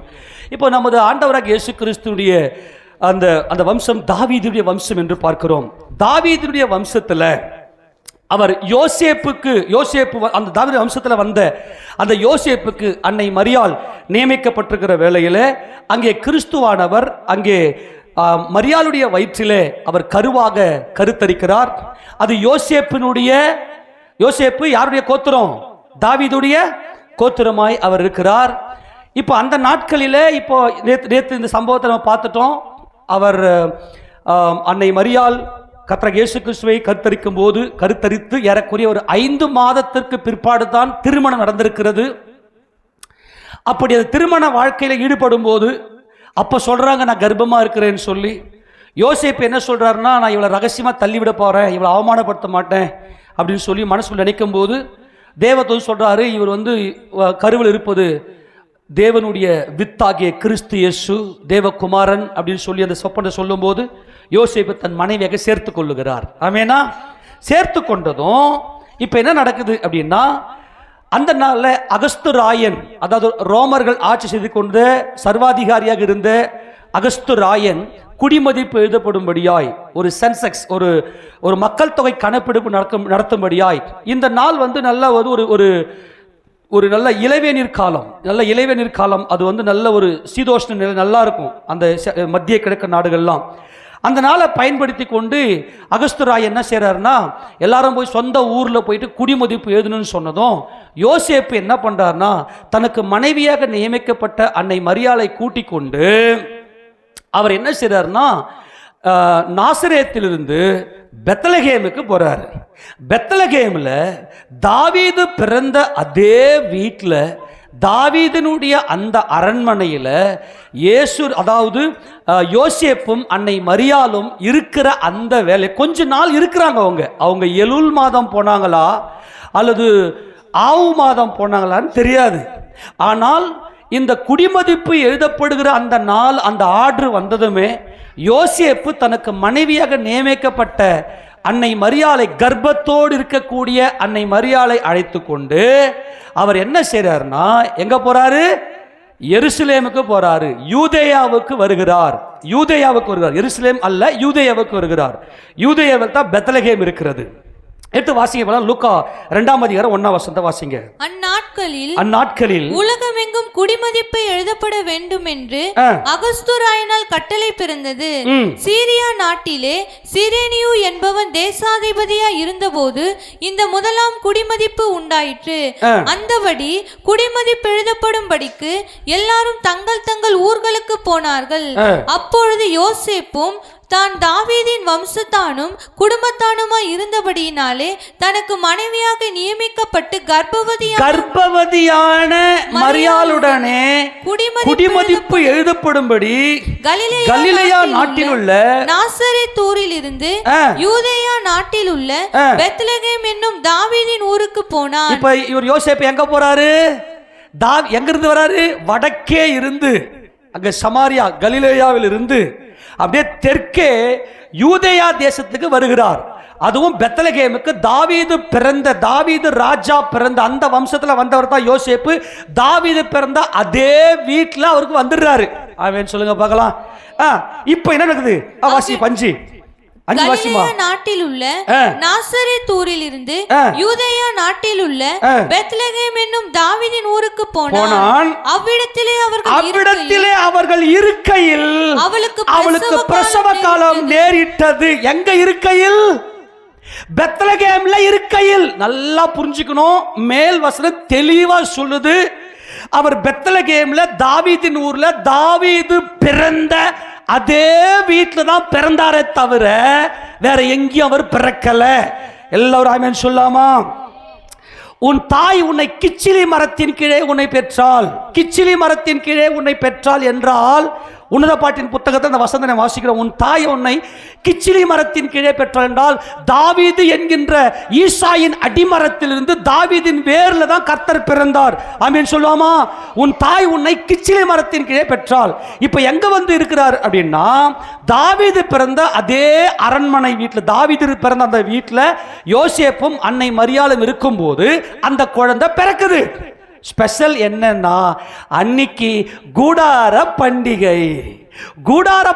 அதாவது பண்டிகை நாட்களில் தீட்டானவர்கள்லாம் வீட்டை விட்டு விலக்கி வைக்க வேண்டும். இப்போ ஒரு பெண் குழந்தையை பெற்றெடுப்பது உதிரப்போக்கு வெளிப்படும். உதிரப்போக்கு வெளிப்படுவது என்பது தீட்டு. அந்த தீட்டை என்ன செய்யணும்னா வீட்டை விட்டு விலக்கி வைக்க வேண்டும். அந்த தீட்டை வச்சுக்கின்னு பண்டிகையை கொண்டாடக்கூடாது என்பது நியாயப்பிரமாணம். அப்போ இயேசு ராஜா அந்த 14ஆம் தேதி நைட்ல அவர் பிறந்தார். 14ஆம் தேதி அந்த மாலை பொழுதுலயே 15ஆம் தேதி ஆரம்பித்து விடுகிறது. அந்த இரவு பொழுதுல கூடார பண்டிகையை ஆசரிக்கிற அந்த நாள், என தேவன் வாக்குத்தத்தம் கொடுத்தார், கிளை எண்ணப்பட்டவர்கள் என் தாசனை அனுப்புவேன்னு. அவர் சரியா கூடார பண்டிகை அன்னைக்கு அந்த இரவுல தாவீது பிறந்த பெத்லகேம் அந்த வீட்டில் அவர் பிறந்துட்டாரு. இப்போ இந்த குடும்பத்தார் பண்டிகையை ஆசரிக்கணும். பண்டிகை ஆசரிக்கணும். ஆண் குழந்தையை பெற்றெடுத்தா அந்த பெண் 7 நாள் தீட்டா இருப்பாள். 8வது நாளில் அந்த ஆண் குழந்தைய தேவாலயத்தில் கொண்டு வந்து விருத்த சேதனம் பண்ணிட்டு அந்த விருத்த சேதனம் பண்ணப்பட்ட நாளிலிருந்து 33 நாள் அவள் தீட்டாக எண்ணப்படுவாள். பெண் குழந்தையை பெற்றெடுத்திருந்தால் அவள் அதே மாதிரி 66 நாட்கள் தீட்டாக எண்ணப்படுவாள். நல்லா புரிஞ்சுக்கணும். 66 நாள் தீட்டு. அவளை வீட்டை விட்டு விலக்கி வைக்க வேண்டும். அது உதிரம் தீட்டு நியாயப்பிரமாணத்தின்படி. அப்போ யோசேப்பு என்ன செய்றார்னா வெளிநாட்டிலிருந்து பல தேசங்கள் இருக்கக்கூடிய எல்லா இஸ்ரவேலர்களும் எல்லா யூதர்களும் எருசலேமில் வந்து அசெம்பிள் ஆவாங்க. எங்க வந்து அசெம்பிள் ஆவாங்க? எருசலேமில் யூதேயாவில் இருக்கக்கூடிய பல இடங்களில் இருக்கக்கூடிய பெரிய பெரிய சத்திரங்களில் போயிட்டு இவங்க என்ன செய்வாங்கன்னா கூடாரம் இடுவார்கள். அப்படி கூடாரம் இருக்கும்போது எல்லாரும் வந்து அந்த நைட்டில் தான் பண்டிகை பாட்டை பாடி எல்லாம் சந்தோஷமாக கொண்டாடுவாங்க. இப்போ இயேசு ராஜா அந்த கூடார பண்டிகை அன்னைக்கு 15ஆம் தேதி அன்னைக்கு, திஸ்ரி மாதம் 15ஆம் தேதி அன்னைக்கு அந்த இரவுல, புரிஞ்சு போச்சா, பொழுது வெடிஞ்சா 15 அவங்களுக்கு கணக்கு வந்துடும். ஆனால் நமக்கு கணக்குக்கு வரும். அவங்களுக்கு 14ஆம் தேதி சாயங்காலத்திலிருந்தே அவங்களுக்கு அந்த நாள் தூங்குகிறது. ஆக உலகத்திலிருந்து வந்த எல்லா இஸ்ரவேலர்களும் எங்க வந்து தங்குறாங்க? இப்ப சத்திரத்தில் தங்குறாங்க. ஆமேனா? எங்க தங்குறாங்க? அங்க இருக்க சத்திரங்கள்ல தான் அவங்களுக்கு வீடு கிடையாது, பல தேசங்களில் போய் செட்டில் ஆயிட்டாங்க. மறுநாள் காலையில தான் கனி விருட்சங்களை எல்லாம் கிளைகளை எல்லாம் எடுத்து அவங்க என்ன பண்ணுவாங்கன்னா கூடாரம் போடுவாங்க. ஆனா அந்த நைட்டு உட்காந்து எல்லாரும் சேர்ந்து அந்த கூடாரங்களில், அந்த யூதேயாவில் இருக்கக்கூடிய பல ஊர்களில் கூடாரம் இருக்கும், சத்திரங்கள் இருக்கும். அந்த சத்திரங்களில் எல்லாம் அவங்க ஒன்று சேர்ந்து நல்லா கம்பீரமாக கர்த்தரை பாட்டு பாடி ஆராதனை செய்வார்கள். ஆனால் எருசலேமில் ஆடு மாடு எல்லாம் வச்சு மந்தை மேய்ப்பர்கள்லாம் அன்றைக்கி கண் விழிச்சு, மந்தை மேய்ப்பர்கள் அப்படின்னா சாதாரண மேய்ப்பர்கள் எல்லாம் பெரிய பெரிய ஓனர்கள்லாம் அந்த மந்தையை நல்லா சேல் பண்ணுற நேரம் அது, அந்த நேரம் தான் கூடார பண்டிகை அன்றைக்கி தான். அப்போ இவங்க எல்லாம் என்ன செய்வாங்கன்னா இந்த மாதிரி இஸ்ரவேலில் ஒரு பயங்கர மகிமையான பண்டிகை கொண்டாடும். இப்போ அவர்கள் அங்கே இருக்கையில், எங்கே இருக்கையில், பெத்லகேம்ல இருக்கையில் பிரசவ காலம் நேரிட்டு, இப்ப வாசி 7ஆம் வசனம், அவள் தன் முதற் பேரான குமாரனை பெற்று சத்திரத்திலே அவர்களுக்கு இடமில்லாதிருந்தபடியினால். இப்ப கவனிங்க, அவங்க எங்க பெற்றெடுத்தாங்க? பெத்லகேம்ல பெற்றெடுத்துட்டு தாவீதின் ஊர்ல பெற்றெடுத்துட்டு இப்ப பண்டிகை கொண்டாடப்படுறதுனால என் வீட்டில் வச்சு இந்த உதிரப்போக்க வச்சு கொண்டாடினா அது தீட்டுன்னு சொல்லி இந்த குழந்தையை எடுத்துட்டு போயிட்டு சத்திரத்தில், ஆமேனா, அது வீட்டுக்கு புறம்பானது. வீட்டுக்கு புறம்பே இருக்கக்கூடிய எல்லாரும் வந்து ஒன்று சேரக்கூடிய அந்த சகோதர சிநேகம் ஒன்று சேர்ந்து இருக்கக்கூடிய அந்த சத்திரத்தில் கொண்டு போய் தன்னுடைய மனைவியும் தம் பிள்ளையும் கொண்டு போய் பராமரிக்கலாம் என்று யோசேப்பு போனா சத்திரம் நிரம்பி வழிகிறது. புரிஞ்சு போச்சே. இப்ப ஏன் சத்திரத்தில் இடம் கிடைக்கல? வெளிநாடுகள் இருந்து எல்லா இஸ்ரவேலும் வந்து பல தேசங்கள், பல ஊர்களில் இருக்கக்கூடிய சத்திரங்கள்ல குடியிருக்கிறாங்க.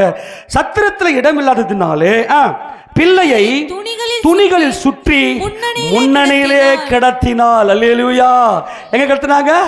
முன்னணை அப்படின்னா என்னன்னா, இவர்கள் வருகிற வாகனங்கள், ஆடு, அது மாடு, சில மாட்டு வண்டிகள், அப்புறம் கழுதை, இதெல்லாம் வந்து என்ன பண்ணுவாங்கன்னா முன்னணியில் வச்சு அந்த அங்கே வைக்கோல், அதுக்கு தேவையான தீவனங்கள்லாம் போட்டு வைக்கிற அந்த ஸ்டோரேஜில் அங்கே வச்சு இடம் இல்லைன்னு சொல்லி இந்த பாலகனை கொண்டு போய் யோசேப்பு அங்கே கிடத்துகிறார். ஆக இவர் எங்கே எப்போ பிறந்தார்னா அந்த கூடார பண்டிகை அன்னைக்கு முதல் நாள் திஸ்ரி மாதம் 15ஆம் தேதி. எத்தனை பேர் விசுவாசிக்கிறீங்க? இப்போ எருசலேமில் மேய்ப்பர்கள் மந்தையை வைத்துக்கொண்டு காத்து கொண்டிருக்கிறார்கள்.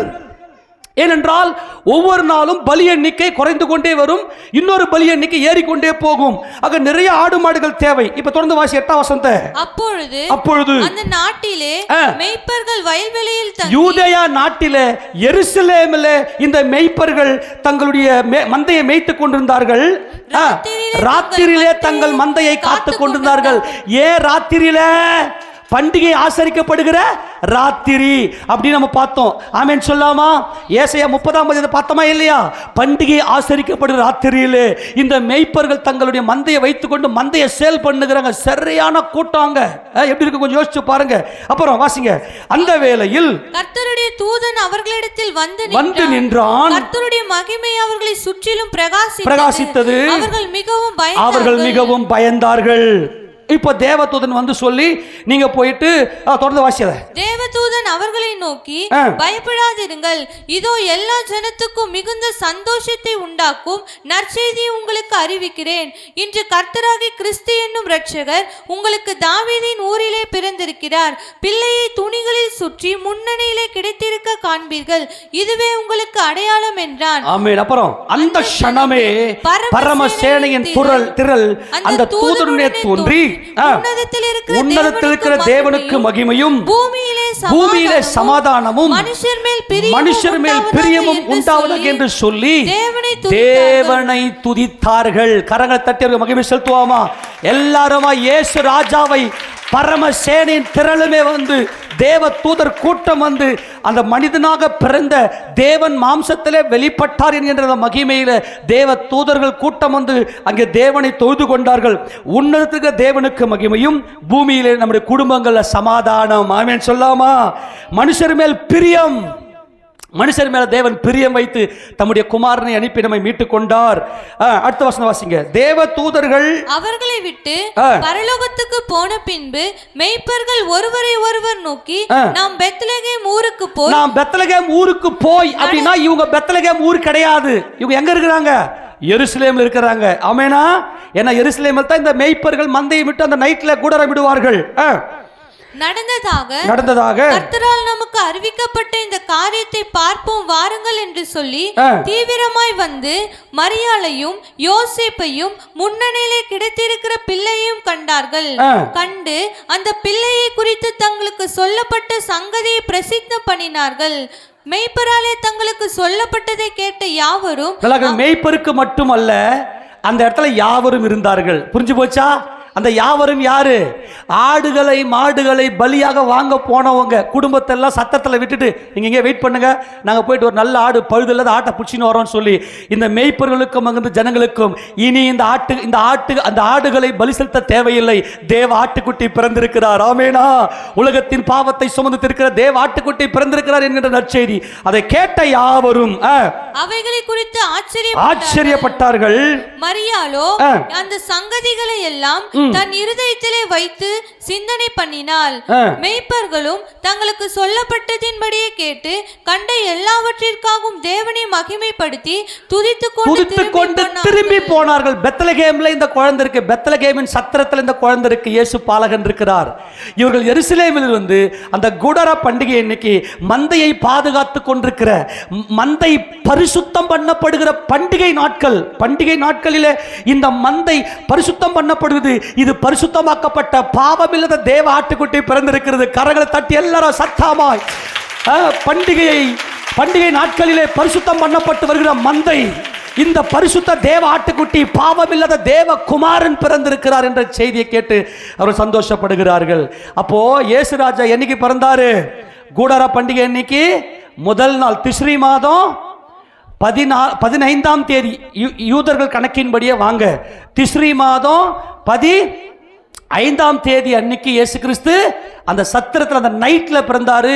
அந்த நைட்ல தான் எல்லாரும் ஆரவாரத்தோட அந்த பண்டிகையை கொண்டாடி எல்லா வெளிநாட்டில இருந்துகளும் praise the Lord, shalom shalom shalom என்று சொல்லிக்கொண்டு மனமகிழ்ச்சியோடு கூட இருப்பார்கள். சரி, இப்போ இயேசு ராஜாவுக்கு 30 வயசு ஆயிருச்சு. ஆமேனா?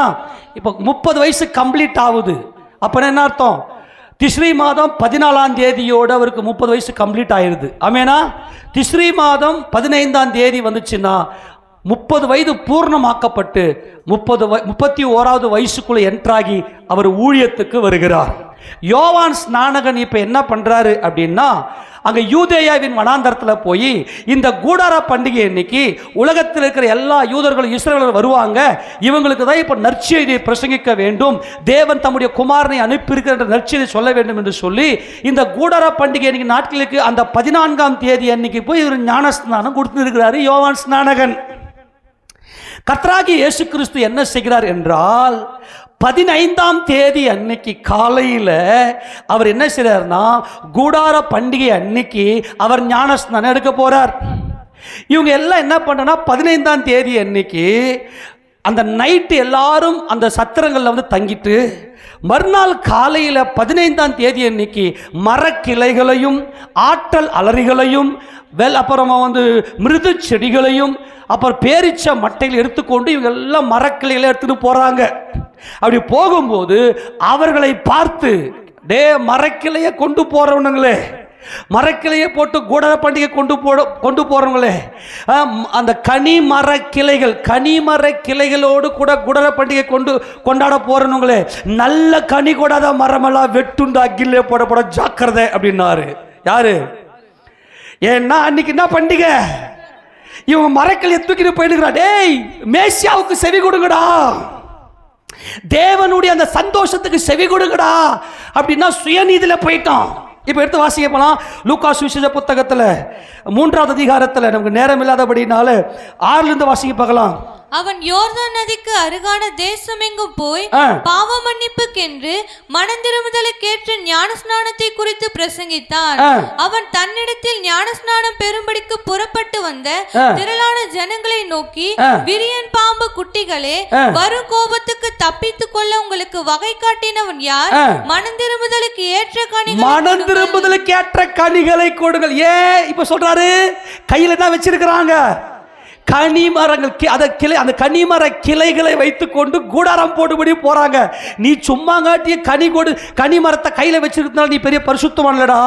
ஆனால் மனம் திரும்புங்கள் சுவிசேஷத்தை விசுவாசியுங்கள் என்று சொல்லி அங்க கரெக்டா கூடார பண்டிகை அன்னைக்கு யோவான் ஸ்நானகன் இயேசு ராஜாவை அறிமுகம் செய்கிறார் அந்த இஸ்ரவேல் ஜனங்களுக்கு.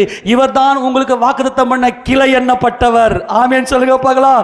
இதோ உலகத்தின் பாவத்தை சுமந்து தீர்க்கிற தேவ ஆட்டுக்குட்டி என்று சொல்லி அங்க சொல்றார். மனம் திரும்புதலுக்கு ஏற்ற கனிகளை கொடுங்கள். ஆபிரகாம் எங்களுக்கு தகப்பன் என்று உங்களுக்குள்ளே சொல்ல தொடங்காதிருங்கள். தேவன் இந்த கல்லுகளினாலே ஆபிரகாமுக்கு பிள்ளைகளை ஆபிரகாமுக்கு பிள்ளைகளை உண்டாக்க வல்லவர்னு சொல்லி அவர் என்ன பண்றார், அன்னைக்கு ஞானஸ்நானம் கொடுக்கிறாரு. இப்ப இயேசு ராஜா என்ன செய்றார்னா ஞானஸ்நானம் பெறும்படி அவர் என்ன பண்றாரு, அங்க அந்த யோர்தான் நதிக்கரையில யோவானால ஞானஸ்நானம் பெறும்படி வருகிறார். அந்த நாள் கூடார பண்டிகை. இதை எப்படி நம்ம ப்ரூவ் பண்ணலாம் அப்படின்னா இன்னொரு ஆதாரத்தை திருப்பிக் கொள்ளுங்க. யோவான் சுவிசேஷத்தின் புத்தகம் 1வது அதிகாரத்தில் இப்போ யோவான் இப்போ ஞானஸ்நானம் கொடுத்து கொண்டிருக்கிறார். இப்போ கூடார பண்டிகையை கொண்டாடுகிற கூடாரங்களை போட்டு கனிமர கிளைகள் அந்த மர பட்டைகள் நல்ல செழிப்பான மரங்களை எல்லாம் போட்டு கூடாரம் போடுகிற அவர்களுக்கான அந்த செய்தியை யோவான் ஸ்நானகன் கொடுத்து விட்டார். நல்ல கனி கொடுத்த மரமெல்லாம் வெட்டுண்டாக்கிலே போடப்படும் சொல்லி இப்போ மேய்ப்பர்களுக்கு ஏன்னா பலி செலுத்தணும். 2 காரியம் நடக்கணும் இல்லையா கூடார பண்டிகையை? தேவனுக்கு பலி செலுத்தணும், சகோதரர்கள் சந்தோஷமா இருக்கணும், நல்ல கூடாரம் போட்டு. இப்போ மேய்ப்பர்களாக தேவனுக்கு பலி செலுத்தும்படி இருக்கக்கூடிய அந்த மேய்ப்பர்களுக்கு உலகத்தின் பாவத்தை சுமந்திருக்கிற தேவ ஆட்டுக்குட்டி என்று சொல்லி அந்த கூடார பண்டிகை அன்னைக்கு இயேசு கிறிஸ்துவுக்கு ஞானஸ்நானம் கொடுக்கும்படி அங்கே வருகிறார். வாசிக்க பார்க்கலாம். யோவான் சுவிசேஷம் 1ஆம் அதிகாரம் 29. மறுநாளிலே யோவான் இயேசுவை தன்னிடத்தில் வரக்கண்டு இதோ உலகத்தின் பாவத்தை சுமந்து தீர்க்கிற தேவ ஆட்டுக்குட்டி. ஆமென் சொல்லுங்க பார்க்கலாம். இதோ உலகத்தின் பாவத்தை சுமந்து தீர்க்கிற தேவ. அந்த ராத்திரியிலே மேய்ப்பர்களுக்கு போய் அறிவிக்கப்பட்டுச்சு. அங்கே தாவீதின் ஊரிலே அங்கே பெத்லகேமில் எனக்கு ரட்சகர் பிறந்திருக்கிறார் என்று சொல்லி இப்போ இயேசு ராஜாவை யோவான் ஸ்நானகன் அறிமுகப்படுத்துகிறார். இனிமே நீங்க ஆட்டு ரத்தத்தையோ மாட்டு ரத்தத்தை செலுத்தி உங்களை நியாயப்பிரமாணத்தின்படி உங்களை பரிசுத்தம் பண்ணிக்கொள்ள தேவையில்லை. நீங்கள் தேவனுடைய புத்திரர்களாக ஆக்கும்படியாக பிள்ளைகள் மாம்சத்தை ரத்தத்தை உடையவராக இருக்க அவரும் மாம்சத்தை ரத்தத்தை உடையவர் ஆகி இந்த உலகத்தின் பாவத்தை சுமந்து தீர்க்கிற தேவ ஆட்டுக்குட்டி என்று சொல்லி மேய்ப்பர்களுக்கு அங்கே காண்பித்து அங்கே நிற்கிறார். இயேசு ராஜா அவர் அந்த யோவான் கையில ஞானஸ்நானம் எடுக்கிறார். ஆமென் சொல்லாமா? இப்போ எப்படி ஞானஸ்நானம் திருப்பிக் கொள்ளுங்கள். லூக்கா சுவிசேஷம். இப்போ இயேசு ராஜாவுக்கு ஞானஸ்நானம் கொடுத்து விட்டு அங்கே யோவான் ஸ்நானகன் என்ன சொல்றாரு பாருங்க. 3ஆம் அதிகாரம் 21. ஜனங்கள் எல்லாரும் ஞானஸ்நானம் பெற்றபோது இயேசுவும் ஞானஸ்நானம் பெற்று ஜெபம் பண்ணுகையில் வானம் திறக்கப்பட்டது. பரிசுத்த ஆவியானவர் ரூபம் கொண்டு புறாவை போல் அவர் மேல் இறங்கினார். வானத்திலிருந்து ஒரு சத்தம் உண்டாகி நீர் என்னுடைய நேசகுமாரன், உம்மில் பிரியமாயிருக்கிறேன் என்று உரைத்தது. அப்பொழுது இயேசு ஏறக்குறைய 30 வயது கம்ப்ளீட். கையை தட்டி மகிமை செலுத்துவோமா? அல்லேலூயா. 30 வயசு கம்ப்ளீட். தெளிவா இருக்குது இயேசு கிறிஸ்து என்னைக்கு பிறந்தார்னு. 30 வயது உள்ளவர் ஆனார். எத்தனை பேருக்கு புரிஞ்சது உண்மையிலேயே? ஆமெனா? இயேசு கிறிஸ்து என்னைக்கு பிறந்தார்? திஸ்ரி மாதம் 15ஆம் தேதி அன்னைக்கு என கிளை எண்ணப்பட்டவர். ஆமெனா? கிளை எண்ணப்பட்டவர் தோ இருக்கிறாரு பாருங்கடா. இவர் தாண்டா கனி, இவர் தாண்டா தேவனுடைய சித்தம் செய்கிற தேவகுமாரன், இவர் தாண்டா தேவனுடைய தாசன், இவர் தான் தேவனுடைய அடிமை. இந்த மரம் அல்ல, நீங்க சுமக்கிற கிளையை இவர் தாண்டா. ஆமெனா? நீங்க கிளையை சுமந்து கொண்டு போறீங்களே அது தேவகுமாரன். அவர் தான் தேவ சித்தம் செய்து தேவனுக்கென்று கனி கொடுக்கிற ஒரு மகிமை. அந்த நாட்களில் எல்லா யூதர்களும் அந்த யூதேயாவின் வனாந்தரத்தில் எருசலேமில் வந்து கூடாரமிட வேண்டும் என்பது நியமம். இப்போ இயேசு ராஜா ஞானஸ்நானம் எடுத்துட்டு அப்படியே கடந்து போகும்போது யோவானுடைய இந்த 2 சீஷர்கள் வந்து ரபி நீர் எங்கே தங்கி இருக்கிறீர் அப்படின்னு கேட்டாங்க. என்ன அர்த்தம்? எங்க ஆண்டவரே நீங்க கூடாரம் போட்டு இருக்கிறீங்க? புரிஞ்சு போச்சா இல்லையா? ஆல்ரெடி இதுக்கு முன்னாடியே அந்திரேயாவுக்கு இயேசு ராஜாவை நல்லாவே தெரியும். ஏன்னா அவங்க எல்லாம் கலிலேயா ஊர்க்காரங்க. ஆமேனா. ஒரு வகையில் இவங்கெல்லாம் சொந்தக்காரங்க வருது. நீ கொஞ்சம் போய் எத்தனை பார்த்துருக்குறோம். இவங்கெல்லாம் இதுக்கு முன்னாடி அறிமுகமானவர்கள். அங்கே போயிட்டு புதுசாக ஏதோ தெரியாத மாதிரி நீ எங்கே தங்கிருக்கீங்கன்னு கேட்குற மாதிரி இல்லை.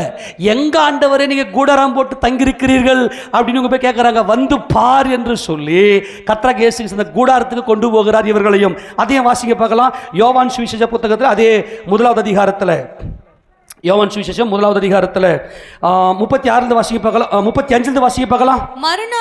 மறுநாளிலே யோவானும் அவனுடைய சீஷரில் 2 பேரும் நிற்கும்போது இயேசு நடந்து போகிறதை அவன் கண்டு இதோ தேவ ஆட்டுக்குட்டி என்றான். அவன் அப்படி சொன்னதை அவ்விரண்டு சீஷரும் கேட்டு இயேசுவுக்கு பின் சென்றார்கள். இயேசு திரும்பி அவர்கள் பின் செல்லுகிறதை கண்டு என்ன தேடுகிறீர்கள் என்றார். அதற்கு அவர்கள், ரபி, நீர் எங்கே தங்கி இருக்கிறீர் என்று கேட்டார்கள். ரபி என்பதற்கு போதகரே என்று அர்த்தமா? அவர் வந்து பாருங்கள் என்றார். அவர்கள் வந்து அவர் தங்கியிருந்த இடத்தை கண்டு அன்றைய தினம் அவரிடத்தில் தங்கினார்கள். அப்பொழுது ஏறக்குறைய 10 மணி வேளையா இருந்தது. எந்த கூடாரத்துல தங்கினாங்க? இவங்க என்ன பண்றாங்கன்னா, இயேசு போறாரு, நிறைய கூடாரங்கள் இருக்குது. இவங்க பின்னாடி வந்துங்கன்னு இப்ப இயேசு கிராஸ் பண்ணி, ஓ இந்த கூடாரமோ அப்படின்னு வர்றாங்க. அப்படி இந்த பக்கம் கொஞ்சம் கிராஸ் பண்ணுவோம், ஓ இந்த கூடாரமோ. நான் புரிஞ்சுதா இல்லையா? என்னடா பின்னாடி தேடி வந்துங்கிறீங்க? இல்ல ஆண்டவரே, நீங்க எங்க தங்கிருக்கீங்கன்னு தெரியல, தெரிஞ்சுக்கலாம். எந்த கூடாரம் தெரியல. புரியுதா இல்லையா?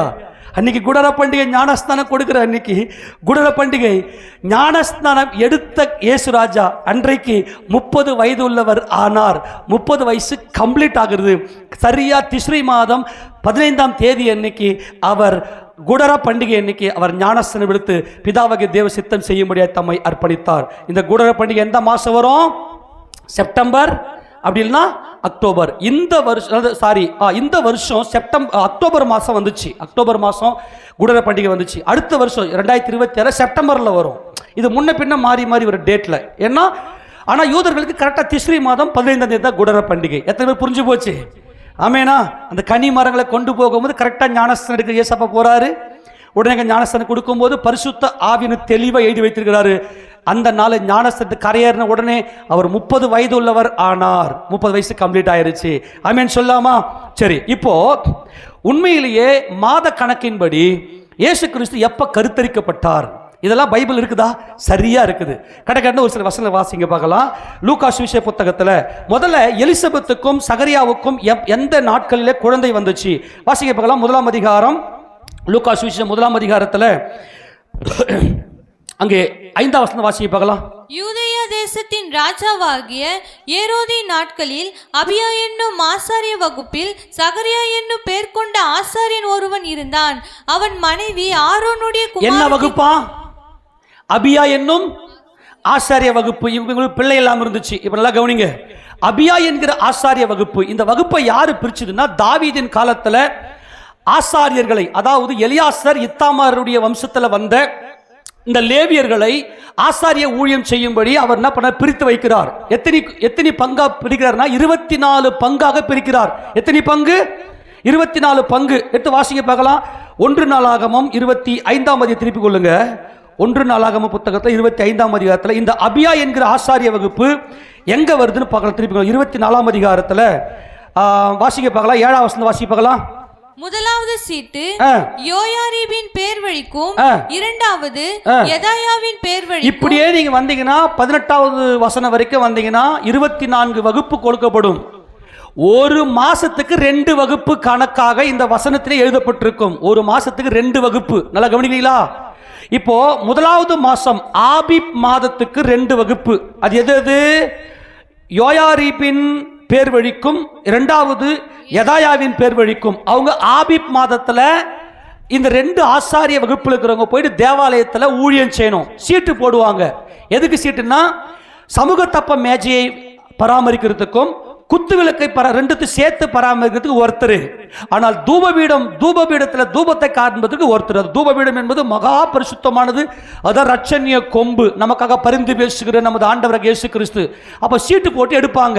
யார் தூபபீட ஊழியத்தை செய்வது, யார் குத்து விளக்கு சமூக தப்ப மேஜை ஊழியத்தை செய்வதுன்னு சொல்லி சீட்டு போடும்போது, இங்க சகரியாவுக்கு, அதாவது 8வது பேர் வழி என்று அங்கே லூக்கா எழுதுகிறார். 10ஆம் வசனத்தை வாசிக்க பார்க்கலாம். ஏழாவது அக்கோத்சின் பேர் வழிக்கும், எட்டாவது அபியாவின் பேர் வழிக்கும். இந்த அபியாவின் ஆசாரிய குலத்தலத்தான் யார் பிறந்தது? சகரியா பிறந்தார். அப்போ ஒரு மாசத்துக்கு 2 பேர் அப்படின்னா இவங்க எத்தனையாவது மாசத்துக்கு வருவார் இந்த சகரியா? 4வது மாசத்துக்கு. இத பாருங்க, 7ஆம் வசனம் வந்து ஃபர்ஸ்ட் மாசமா? 2 பேரா? 2 பேரா? ஆமேனா? 2 பேர் சீட்டு போடுவாங்களா? யார் தூபபீட ஊழியம் செய்வது, யார் குத்து விளக்கும் சமூக தப்ப மேட்ச ஊழியம் செய்வது என்ற சீட்டு போடுவாங்க. அதுல 8ஆவதாக இருக்கக்கூடியது யாருன்னா அபியா என்கிற ஆசாரிய வகுப்பு. அப்போ 1, 2 முதல் மாசம், 3, 4 2வது மாசம், அப்புறம் 5, 6 3வது மாசம், 7, 8 4வது மாசம். புரிஞ்சு போச்சா? எத்தனாவது மாசம்? 4வது மாசம். என்ன மாசம்? தம்மூஸ் மாசம். என்ன மாசம்? தம்மூஸ். என்ன மாசம்? கவனிங்க. இப்ப அபியா என்கிற ஆசாரிய வகுப்புல அவர் போயிட்டு அங்க தேவாலயத்தில் ஊழியம் செய்த மாசம் என்ன மாசம்? இஸ்ரவேல் மாசம் தம்மூஸ் மாசம். நமக்கு ஜூன் ஜூலை. புரிஞ்சு போச்சா? நமக்கு என்ன மாசம்? யாரு? சகரியா ஊழியம் செய்யும் போது ஜூன் ஜூலைல ஊழியம் செய்றார். அப்போ நீ ஒரு குமாரனை பெற்றெடுப்ப, மலடி என்னப்பட்ட உன்னுடைய மனைவி வந்து பிள்ளையை பெற்றெடுப்பா அப்படின்னு சொல்லி வாக்குத்தத்தம் சொன்னதும் இவர் நான் எப்படி அதை விசுவாசிப்பீங்களா? வயசே இல்லையே, கர்ப்பமே செத்து போச்சே. நான் நினைக்கிறேன் கர்ப்பமே செத்து போய் 2 பேருக்குமே. அப்போ இது நடக்கிற வரைக்கும் நீ ஊமையா இருப்படான்னு சொன்னதும் இந்த ஊழியத்தை முடிச்சுட்டு அவர் என்ன செய்யறா? ஆவு மாதத்துக்கு வீட்டுக்கு வர்றாரு. புரிஞ்சு போச்சா? ஆவு மாதத்துக்கு வீட்டுக்கு வந்ததும் அவர் குடும்ப வாழ்க்கையில் ஈடுபட்டதும் ஆச்சரியமாய் அதிசயப்பட்ட விதமாய் எலிசபெத்து அவங்க என்ன பண்றாங்கன்னா ஆவு மாதத்துல கர்ப்பம் தரிக்கிறாங்க. ஆமேனா? எந்த மாசத்துல கர்ப்பம் தரிக்கிறாங்க? ஆக்சுவலா பார்த்தீங்கன்னா இது ஆரம்பம். ஏன்னா தேவன் செய்யற அதிசயம் அது ஆவு மாதத்திலேயே கர்ப்பம் அந்த 1 மாத கணக்கா வரா மாதிரி கர்த்தர் ஒரு பெரிய அதிசயத்தை செய்திருப்பார். ஏன்னா அவ்வளவு பலனையும் கிருபையும் தேவன் கொடுக்க வல்லமை உடையவர். அப்போ இது முதல் மாசமே கணக்கு பண்ணிக்கலாமா? இது முதல் மாசம் 1, 2, 3, 4, 5, 6. அதாவது தேவேத் மாதம் 6வது மாசம்.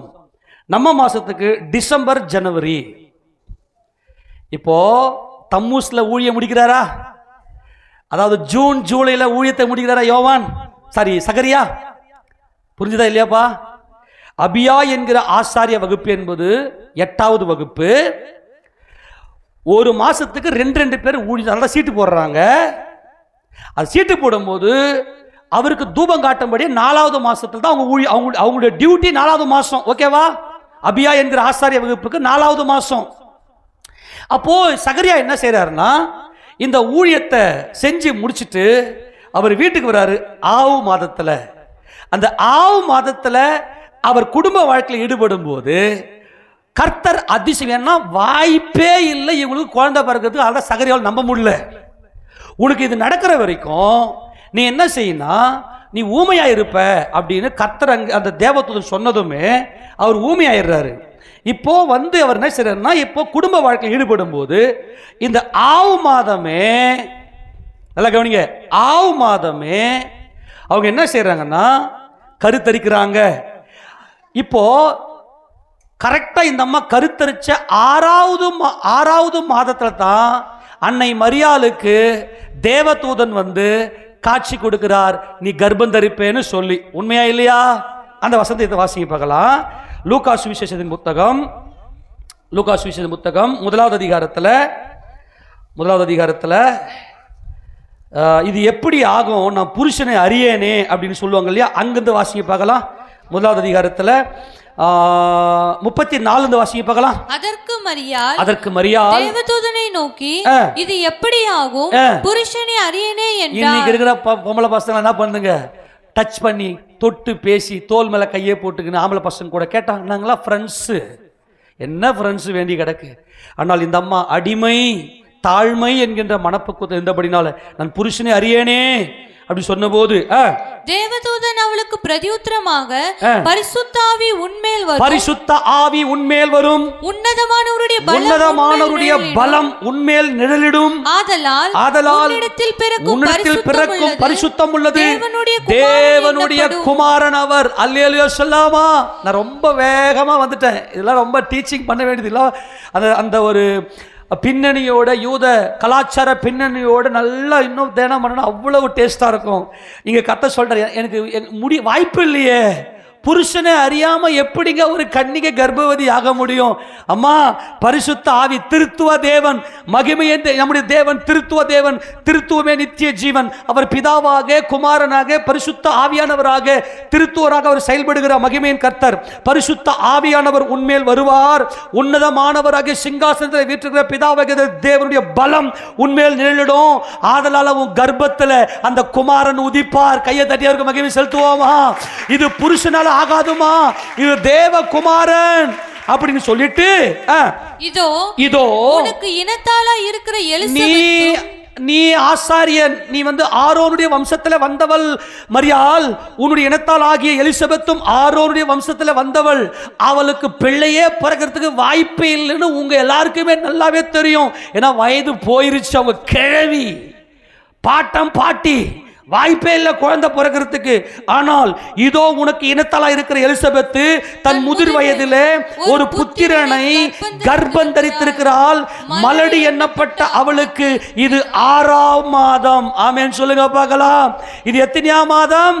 6ஆம் மாதத்துல கர்த்தர் அங்கே ஒரு கட்டளையை கொடுத்து சரியாக ஆண்டவர் இந்த மரியாளுடைய கருவில இந்த கரு உதிக்கும்படியா கர்த்தர் கிருபை செய்தார். வாசிக்க பார்க்கலாம் தொடர்ந்து. தேவனாலே கூடாத காரியம் ஒன்றுமில்லை என்றான். அதற்கு மரியாள், இதோ நான் என் ஆண்டவருக்கு அடிமை, உம்முடைய வார்த்தையின்படி எனக்கு ஆக கடவுது என்றால், அப்போ தேவதூதன் அவரிடத்திலிருந்து போய்விட்டான். கரங்கள் தட்டி எல்லாம் உற்சாக மகிமை செலுத்தலாமா? என் ஆண்டவருக்கு நான் அடிமை என்பதுதான் ஆபிரகாமுடைய மார்க்கம், அது கிறிஸ்துவினுடைய ஆவி என்று நாம் பார்த்தோம். ஐயா, உங்க சித்தம் நடக்கட்டும் எனக்கு. ஏனென்றால் 26ஆம் வசனத்தை வாசிக்க பார்க்கலாம். 6ஆம் மாதத்திலே காபிரியேல் என்னும் தூதன் கலிலேயாவில் நாசரேத் என்னும் ஊரில் வந்து தாவீதின் வம்சத்தார். வெயிட் இதுல ஆதாரத்தை காண்பிக்கிறேன். இப்ப கவனிங்க, எத்தனையாம் மாசம்? 6ஆம் மாசம்னு சொல்லிருக்கு. வேதம் குறைவற்றது. ஆமெனா? வேதத்துல எந்த 6ஆம் மாதம்னு ஆராய்ச்சி பண்ணணும். எந்த 6ஆம் மாதம்? இந்த அம்மா கருவுற்ற 6வது மாதம். அப்படியானால் இவர் கருவுறுவதற்கு முன்பதாக அவருடைய கணவர் தேவாலயத்திலே ஊழியம் செய்து கொண்டிருந்தார். தம்மூஸ் மாதம் சகரியா ஊழியம் செய்தார், ஜூன் ஜூலையில. இந்த அம்மா ஜூலையிலேயே கருத்தரித்திருக்கலாம், அந்த பிகினிங்லேயே கருத்தரித்திருக்கலாம். அப்படியானால் அங்கிருந்து கணக்கு பண்ணோம்னா 1 2 3 4 5 6 என்ன மாதம்? தேவேத் மாதம். இந்த தேவேத் மாதம் என்பது டிசம்பர் ஜனவரி. எல்லாரும் சொல்லுங்க. இயேசு ராஜா கருத்தரித்தது எந்த மாதமாக இருக்கலாம் என்றால் டிசம்பர், அல்லது இப்ப டிசம்பர்னுடைய எண்டு இல்லையா, ஒரு 25 டிசம்பர் 25 அப்படி இருக்கலாம். ஏன்னா ஜனவரி லிங்க் ஆகுது. தேவேத்துக்கு ஷேவத்துக்கு ஜனவரி பிப்ரவரி தான். ஆனால் தேவத்துக்கு இந்த தேவேத் மாதம் என்பது மகிமையான மாதம். தம்முடைய மணவாட்டியாகிய எஸ்தரின் தலையின் மேலே கிரீடத்தை வைத்து அவள் மேல் அன்பு கூர்ந்த மாதம். இந்த தேவேத் மாதத்தில் தான் தன்னுடைய மணவாட்டிய எஸ்தரை அவர் சேர்த்துக்கொண்டு மணவாட்டியை கண்டுபிடித்தார். என் மணவாளன், மணவாட்டியாகிய நான் மாம்சத்தோடு ரத்தத்தோடு இருக்கையில் தாயின் கருவில் இந்த தேவேத் மாதம் 10ஆம் தேதி, அதாவது 10வது மாதமாகிய தேவேத் மாதம், அவர்களுக்கு 10வது மாதம் தேவேத் மாதம். ஆக இந்த டிசம்பர் ஜனவரியில் தான் இயேசு ராஜா கருவாக கருத்தரித்திருக்கலாம். ஆமென் சொல்லாமா? ஆனா ஏசப்பா பிறந்த எந்த மாசம்? கூடார பண்டிகைக்கு பிறந்தாரா? சரி, இங்கிருந்து கணக்கு பண்ணலாமா கூடார பண்டிகை? இப்போ இந்த அம்மா எண்டில், டிசம்பர் எண்டில் இந்த அம்மா கருத்தரித்திருக்கலாம். அதனால இங்கிருந்து நம்ம கணக்கு பண்ணிக்கலாம் 1ன்னு. ஓகேவா? இப்போ எப்பா கருத்தரிக்கும் போது டேட்டான, அதாவது சகோதரிகள் அந்த அந்த டேட்டான உதிரப்போக்கு அந்த நாள் கணக்கு பண்ணுவாங்க. ஞாபகம் தான் இல்லையா? அது முடிஞ்ச நாள், அந்த உதிரப்போக்கு நாள் கணக்கு பண்ணி தான் அந்த குழந்தைய கணக்கு பண்ணுவாங்க இல்லையா? அதன்படி பார்த்தீங்கன்னா இப்போ கவனிங்க, இப்போ தேவேத் மாதம் டிசம்பர் மாதம் எண்டில் அந்த அம்மா கருத்தரித்திருக்கலாம், அன்னை மரியாள். அப்போது நம்ம என்ன பண்ணலாம், இங்கிருந்து நம்ம கணக்கு பண்ணலாம் 1 மாதம். அப்போ 1 2 3 4 5 6 7 8 9ஆம் மாதம் 280 நாள் கரெக்டாக திஸ்ரீ மாதம், அதாவது கூடார பண்டிகை இன்னைக்கு இயேசு கிறிஸ்து 10வது மாதம், அதாவது 9வது மாதம் 280 நாள் குழந்தைக்கு தெரியுமா தெரியாதா? 9 27 அந்த 10 நாள் கரெக்டாக கூடார பண்டிகை இன்னைக்கு இயேசு ராஜா பிறந்தார். கையை தட்டி இருக்க மகிழ்ச்சி செலுத்துவோமா?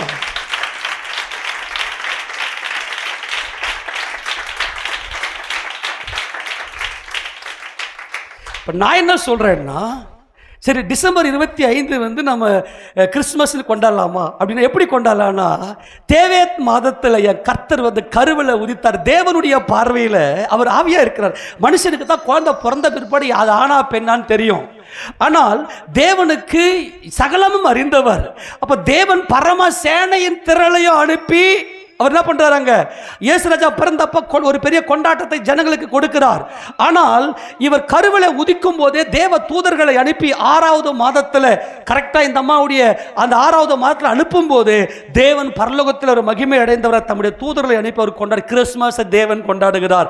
கருவில உதித்தது டிசம்பர் 25 இருக்கலாம். அந்த நாட்களில் இப்போ நம்ம கிட்ட அந்த மாதிரி கம்ப்யூட்டர் இல்லை, இருந்துச்சுன்னா கரெக்டாக இந்த இதெல்லாம் டேலி பண்ணி கரெக்டாக உள்ள போட்டோம்னா கரெக்டாக வரும். அது டிசம்பர்ல வரலாம். டிசம்பர் ஜனவரியில் தான் இயேசு ராஜா கருத்தரிக்கப்பட்டிருக்கிறார். எத்தனை பேர் புரிஞ்சு போச்சு? 6ஆம் மாதம் அப்படின்னா கணக்கு பண்ணணும். காரியத்தை மறைப்பது தேவனுக்கு மேன்மை, காரியத்தை ஆராய்வது ராஜாக்களுக்கு மேன்மை. நம்மள ராஜாக்களும் ஆசரிலும் தேவன் நம்மை உயர்த்தி வைத்திருக்கிறார். ஆமேனா? எத்தனை பேர் புரிஞ்சு போச்சு? அப்போ நான் என்ன சொல்றேன்னா, இப்போ எல்லாம் கவனிங்க, தேவன் எதில் வெளிப்பட்டார்? மாம்சத்தில் வெளிப்பட்டார். தேவன் மாம்சத்தில் வெளிப்பட்டார். அப்போ என்ன பண்ண, நான் வந்து உண்மையிலே சொல்றேன், கிறிஸ்துமஸ் எல்லாம் கொண்டாடக்கூடாது என தெளிவா வேதத்தின்படி இயேசு ராஜா டிசம்பர் 25 மனுஷனுக்கு பிறக்கல. ஆனால் ஆராய்ந்து பார்க்கும்போது தெரிகிறது, அவர் டிசம்பர்லயோ ஜனவரிலேயோ அவர் என்ன பண்ணணும், கருவாக அன்னை மரியாதை வயிற்றில அவர் உதித்திருக்கணும். புரிஞ்சு போச்சு? ஏதாவது டவுட் இருக்கா? மறுபடியும் சொல்லவா? இது இந்த இந்த இந்த இந்த இந்த மாத கணக்கு சொல்லவா? மறுபடியும் சொல்லவா? எல்லாம் தெளிவா புரியுதா? யாருக்கு புரியல? அப்ப எல்லாருக்கும் புரிஞ்சிச்சா? ஆமே, நல்லா புரிஞ்சிச்சா? அப்ப இயேசு ராஜா என்னைக்கு பிறந்தாரு? கூடார பண்டிகை. ஏன் அவர் கூடார பண்டிகை என்னைக்கு பிறந்தாரு? அவன் யார்? ராஜா. ஆமென் சொல்லாமா? அவர் யார்? ராஜா. சொல்லுங்க. இயேசு ராஜா என்னுடைய ராஜா. அவர் கூடார பண்டிகை அன்னைக்கு பிறந்தார். ஆக அந்த வசனத்தை வாசித்து நாம் முடிக்கலாம். வாசிக்கப்படலாம். 1 தீமோத்தேயு நிருபம், 1 தீமோத்தேயு நிருபத்தில்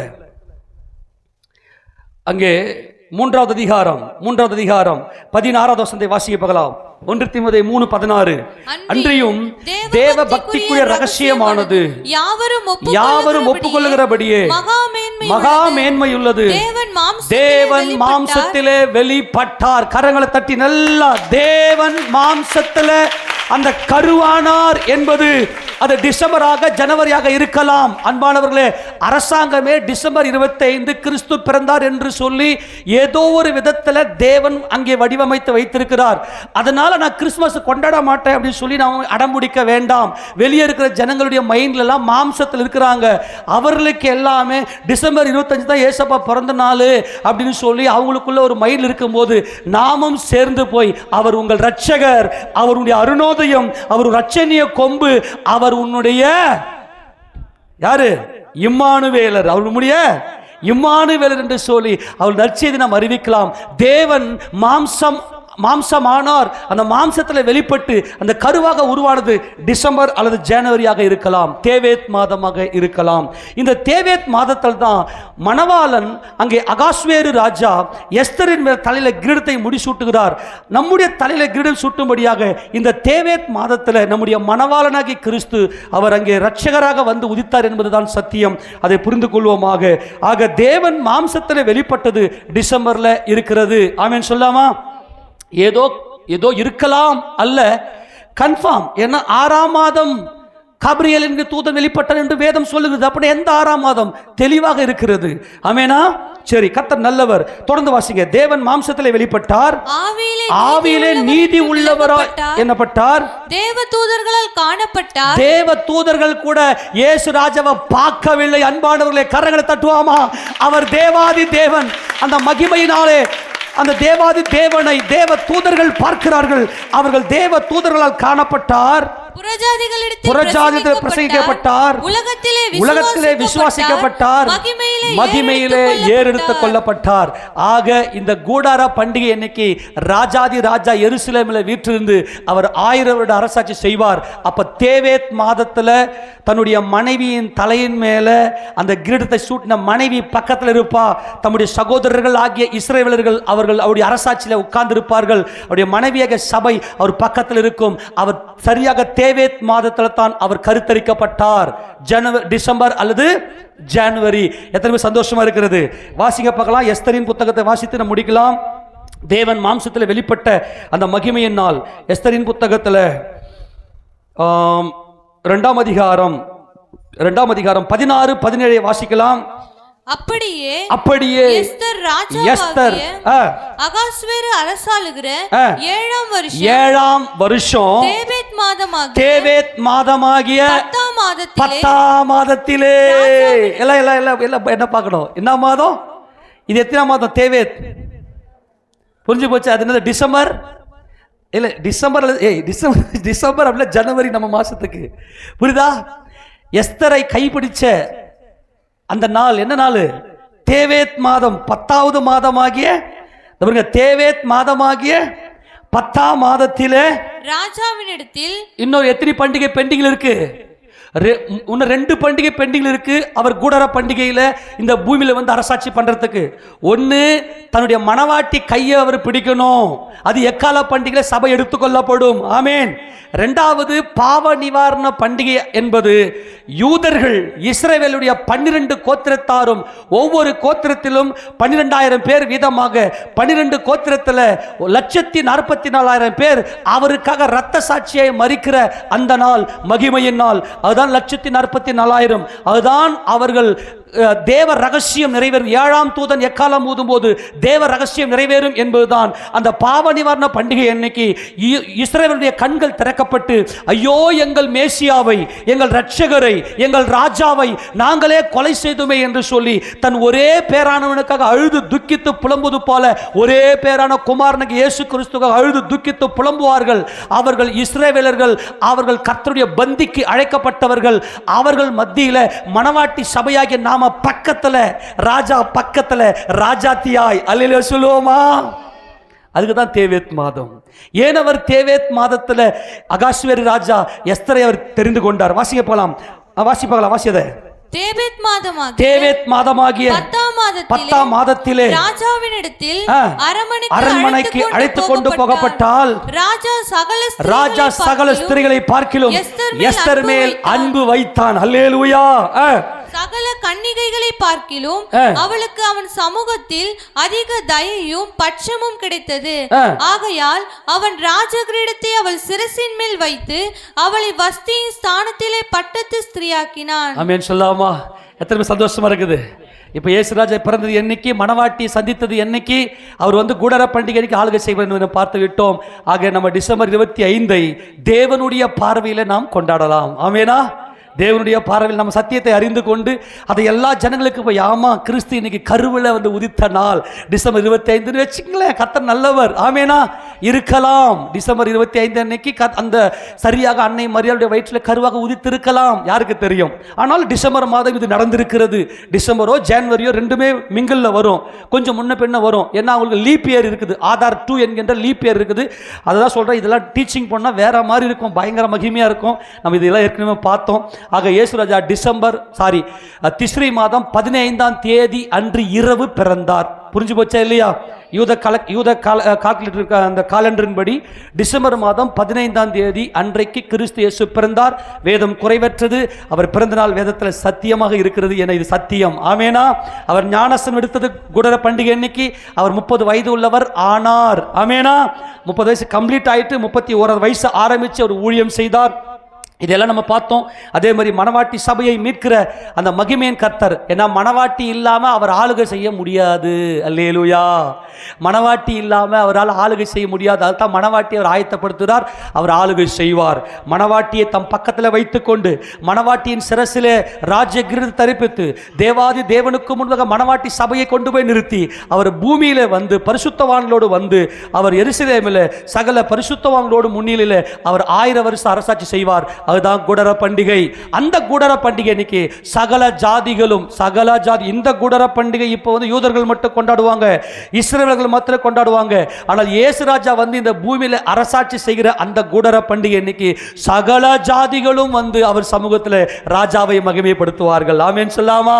நம்ம எல்லாரும் முழங்கால் படியிட்டு, பரலோக பரமபிதாவே, வானத்துக்கு பூமிக்கும் ஆண்டவரே, உங்க பேரன்புக்காய் ஸ்தோத்திரம்.